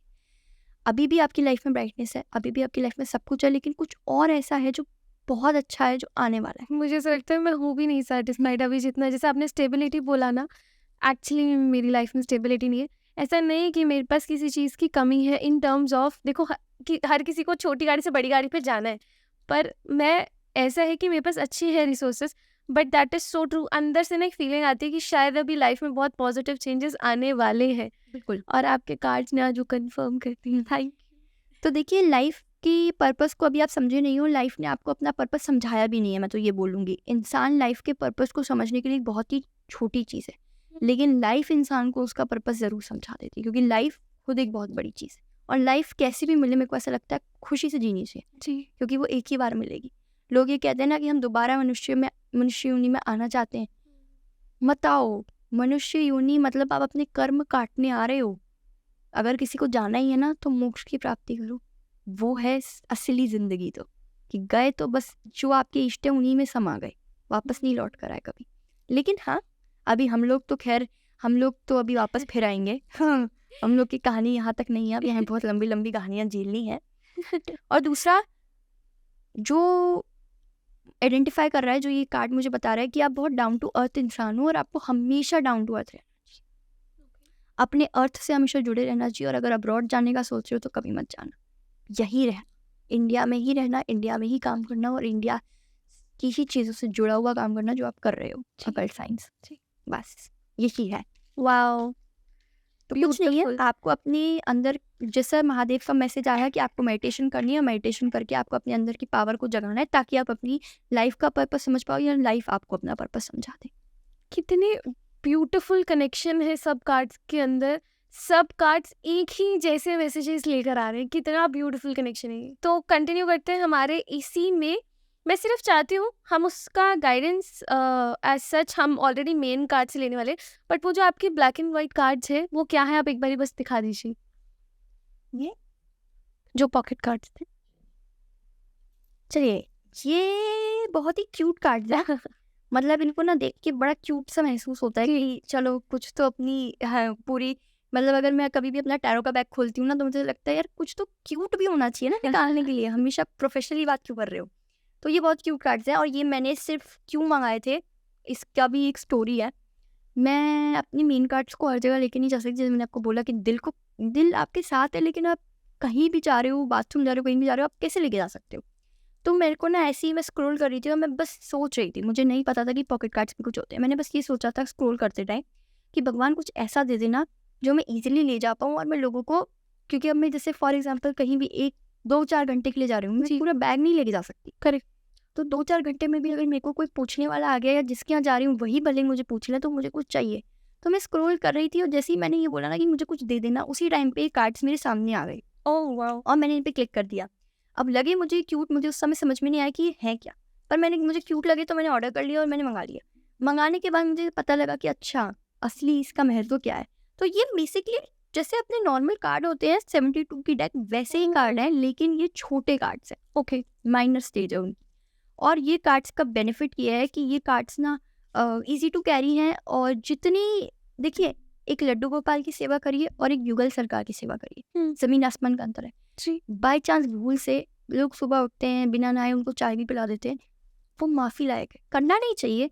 ये नहीं, इसके सपोर्ट में नहीं खड़ी हूँ मैं कि करो, लेकिन बाई चांस कभी कर लेते हो तो माफ़ी लायक है, माफ़ कर देते हैं ठाकुर जी। पर युगल सरकार के साथ आप ये नहीं कर सकते।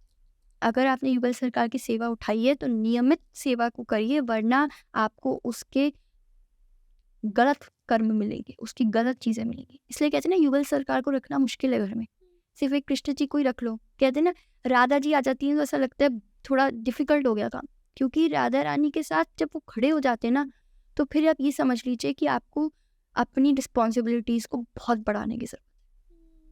तो ये मेरा छोटा सा लड्डू गोपाल है और वो मेरी युगल सरकार है जो मेरी मेन डेक है। तो ये मैं कैसे भी हैंडी कर लूँ, कहीं भी ले जाऊँ, बाई चांस अगर मैं मेरी पीरियड के 3rd डे पे हूँ तो मैं इनको छू लूँगी तो मुझे कोई दिक्कत नहीं है, पर मुझे उनको नहीं छूना है। तो ये नॉर्मल चलते रहते हैं, इनका कोई रूल नहीं है कि अरे इन्हें कपड़े पे ही बांधो या इन्हें ऐसे ही रखो वैसे ही रखो, ये न्यूट्रल रहने वाले कार्ड्स हैं। वाओ। एक्चुअली बहुत सारे लोगों से अपने मौन के बारे में मैंने बहुत तारीफ़ें सुनी हैं। तारीफ़ें बहुत सरकास्टिक वर्ड है, जितने भी नए लोगों ने अभी तक मुझे मेरे मौन पे बोला है, वो इसको अलग सेंस में मत लेना।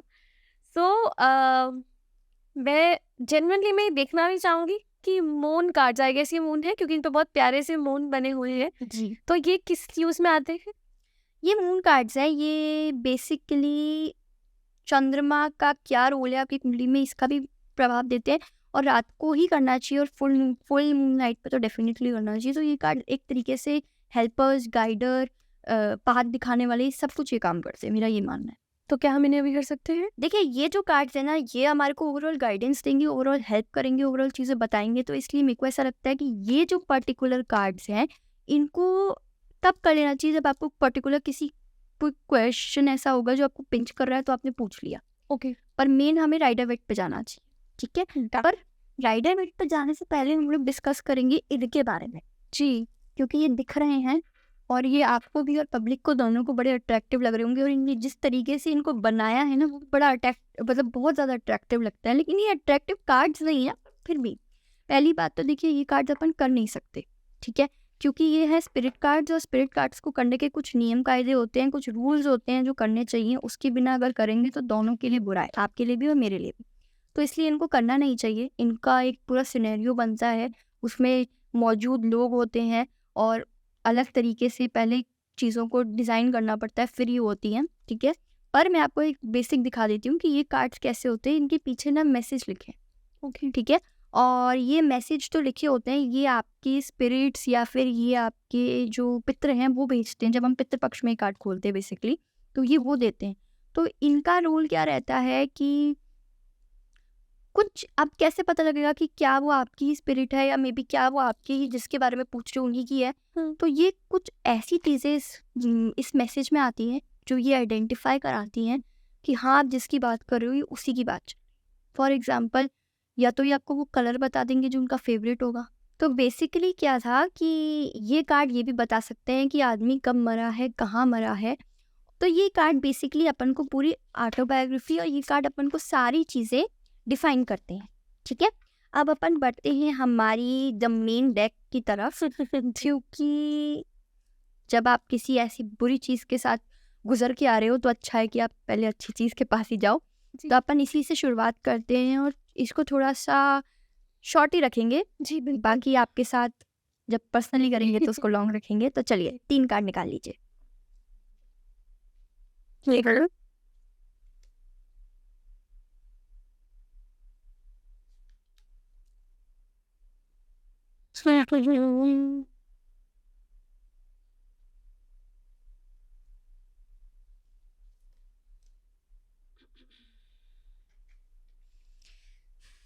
देखिए, आपका जो नेचर है ना, आपका नेचर ऐसा है कि आप रानियों की तरह रहना पसंद करती हैं। आप जिस भी पद पे बैठी हैं, आप उसको रूल करना पसंद करती हैं, और आप चाहती हैं कि सब कुछ बहुत अच्छा हो, बहुत प्रॉपर हो, बहुत सही तरीके से हो, ठीक है। आपको ना चीज़ों को क्लियर करना बहुत अच्छा लगता है कि जैसा मैं कह रही हूँ उस हिसाब से हो जाए, लेकिन सही हो जाए, ठीक है। अब पास्ट की बात करते हैं, 2 साल पहले की। अभी से 2 साल का पूरा समय निकालिएगा। सडन कोई चेंज आया था लाइफ में, ठीक है। सडन चेंज आने की वजह से बहुत सारी चीज़ें चेंज हो गई थी। अब ये जो चेंज आया था ये आपको इमोशनली ग्रोथ भी दे रहा था, नहीं भी दे रहा था, इमोशनली, फिज़िकली, मेंटली, स्पिरिचुअलिटी, सब तरीके से मैं ओवरऑल बात कर रही हूँ, ठीक है? हो सकता है बीच में आपको ये कुछ नेगेटिव फॉर्म भी दे रहा होगा, हो सकता है बीच में आपको अच्छा भी दे रहा होगा, हो सकता है कि चीज़ें खराब कर रहा होगा, लेकिन ये ओवरऑल व्हील ऑफ फॉर्च्यून का कार्ड आया है, मेजर कार्ड आया है, तो डेफ़िनेटली आपकी लाइफ में कोई सडन चेंज आया था, रातों रात का चेंज आया था जो कभी एक्सपेक्ट नहीं किया था कि हो भी सकता है, ठीक है? और वो चेंज अब तक आने वाले 6 महीने जो अब बीत गए हैं, तब तक वो चेंज चल ही रहा था। वो 6 महीनों में ही जाके ख़त्म हुआ है। अब बात करूँ अब के समय का, तो वही जो सारे कार्ड कहते हैं, बैलेंस नहीं कर पा रहे हो, समझ नहीं पा रहे हो, अगर एक जगह पे बैठे भी हो तो ये सब पता नहीं लग रहा है ये चुनूँ या ये चुनूँ। सब कुछ बिल्कुल विपरीत चल रहा है, सब कुछ कंट्रोल में होके भी कंट्रोल नहीं है, तो इसलिए समझ में नहीं आ रहा कि क्या चुनूँ, और दोनों जो भी चीज़ चुनने की है वो सब ज़रूरी है। तो इसलिए नहीं समझ में आ रहा कि कैसे चुनूँ, क्या चुनूँ, किस समय चुनूँ, किस तरीके से चुनूँ, नहीं जान पा रहे, ठीक है? इसके अलावा फ्यूचर में स्ट्रेंथ का कार्ड आ रहा है, लेकिन रिवर्स में आ रहा है। चीज़ों को अभी बैलेंस नहीं करोगे, अभी चीज़ों पे काम नहीं करोगे, अभी ग्रोथ नहीं लाओगे, अभी चीज़ों को सही से डील नहीं करोगे, तो आगे स्ट्रेंथ नहीं मिलेगी। आगे चीज़ों को अचीव नहीं कर पाओगे। स्ट्रेंथ चाहते हो तो अभी उस चीज़ को क्लियर करो, ठीक है? अगर ये चीज़ क्लियर हो जाएगी तो कमिंग टाइम में आपकी चीज़ें बहुत अच्छी हो जाएंगी, लेकिन हाँ, आपको लाइफ में थोड़े से फेजेस ज़रूर देखने पड़ेंगे, अच्छे भी, बुरे भी, इस तरीके से। बाकी दिखाने को बहुत कुछ बता रहे हैं, लेकिन अपने शॉर्ट में अपन डिस्क्रिप्शन दिया है, और मैं आपको ये बोलूँगी कि आने वाले टाइम में आप येलो कलर को जितना हो सके उतना यूज़ करो। चाहे कैसे भी करो, बट आपके लिए येलो कलर बहुत सूटेबल है, और साथ में आपके लिए नॉर्थ की डायरेक्शन बहुत सूटेबल है, तो इसलिए नॉर्थ रखो। Alright, wow! काफ़ी कुछ कह दिया आपने इन कार्ड्स के थ्रू, शॉर्ट में लेकिन काफ़ी कुछ कह दिया है आपने।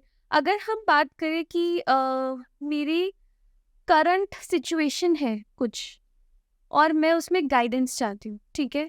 सपोज़ मैं आपको सिचुएशन के बारे में नहीं कुछ बता रही, मेरे पूरे दिमाग में वो सिचुएशन है और अगर हम फिर उसके हिसाब से कोई कार्ड निकालें, तो क्या वो तब भी एप्लीकेबल होता है? बिल्कुल होगा। देखिए, आपकी जो करंट सिचुएशन है, उस सिचुएशन में आप अकेले पड़ चुके हो। आप अकेले एक तलवार लेके खड़े हुए हो, लड़ने को रेडी हो, ये जानते हो कि अगर कोई चीज़ आएगी तो मैं लड़ लूँगी। आपको लग रहा है कि मेरे हाथ में वो ब्रह्मास्त्र है जिससे मैं लड़ लूँगी, लेकिन वो आपका भ्रम है। तो इसलिए मैं आपको ये बोलूँगी कि अभी जो भी सिचुएशन में आपको अगर ऐसा लग रहा है कि मेरे साथ कोई खड़ा है, या ठीक है मैं लड़ने को तैयार हूँ, मेरे साथ लोग-बाग हैं, उस चीज़ का भ्रम आप हटा दीजिए। आप डेफ़िनिटली अकेले ही हैं। तो इसलिए आपको समय का इंतज़ार करने की कोशिश करनी पड़ेगी अभी। और दूसरा ये है कि जो कार्ड ये दिखाता है, वो ये दिखाता है कि आप एक ऐसी जगह पर हो अभी, जहाँ आपके पास दूर-दूर तक अपनी चीज़ को सेटल करने का कोई ऑप्शन नहीं है। इसलिए इस समय सिर्फ़ रुको, इंतज़ार करो और भगवान पे छोड़ो। बस। वाओ! वाओ! सो ब्यूटीफुली आंसर्ड। इतना प्यारा आपने इस चीज़ को दर्शाया है। एक्चुअली मैं जैसी मैं इनके सामने भी बोल रही थी कि मैं सिचुएशन भी नहीं बताऊँगी, कुछ भी नहीं, आप सिर्फ मुझे गाइडेंस दो और उन्होंने वो भी इतनी सटीक, इतनी एक्यूरेट दी है। वाओ! मेरा बहुत सारी चीज़ें आपके साथ डिस्कस करने का मन है, बट हमारे पास टाइम की शॉर्टेज है, हमारी ऑडियंस अभी तक बोर ना हो जाए। बिकॉज़ मैं तो यही चाहूँगी हमारी ऑडियंस को कि प्लीज़ कमेंट कीजिए, बताइए और क्या-क्या चीज़ें आप लोग देखना चाहते हो यशी मैम के साथ हमारे चैनल पर? क्या-क्या और टैरो के बारे में जानना चाहते हो? क्या-क्या और सीखना चाहते हो? चीज़ों को समझना चाहते हो? बहुत सारे पॉडकास्ट हमारे ऑलरेडी हैं इनके साथ, पर कहते हैं ना कि शायद इनकी शुरुआत हमारे चैनल पे टैरो से ही होनी थी, तो अभी आप ये टैरो का एपिसोड उनके साथ हमारा देख रहे हो। कमेंट्स करिए, शेयर कीजिए, बताइए और क्या-क्या आप देखना चाहेंगे और आपका फिर से बहुत-बहुत शुक्रिया कार्मिक नृत्य पे आने के लिए। Thank you. बहुत ही अच्छा लगा आपसे बात कर बहुत ही इससे पहले जो हमने बातें करी, उसमें आपने इतना कुछ हमें समझाया, इतना इतना अच्छा लगा और आपका ये टैरो जो आपका सबसे एनर्जेटिक टूल है, जो आज फ़ील हुआ, आज मेरा फर्स्ट टाइम आपके साथ टैरो एक्सपीरियंस था और डेफ़िनेटली जैसे कि मैं आपकी मम्मा को भी यही बोलती हूँ, वो पता नहीं कहाँ से एक इंसान के बारे में पूरा पीएचडी कर लेती है, उसी तरीके से आपने जो-जो बताया वाज़ लाइक कि आप पता नहीं मेरी जन्मों की दोस्त हैं, बट आप मेरे बारे में कुछ भी नहीं जानती थी। तो बिल्कुल, मैं जानती हूँ बहुत सारे लोग इसके बाद मुझे बोलने वाले हैं, बट मेरे लिए बेस्ट टैरो एक्सपीरियंस रहा है। So thank you so much उसके लिए और कार्मिक बनाने के लिए बहुत-बहुत शुक्रिया। Thank you. राधे राधे।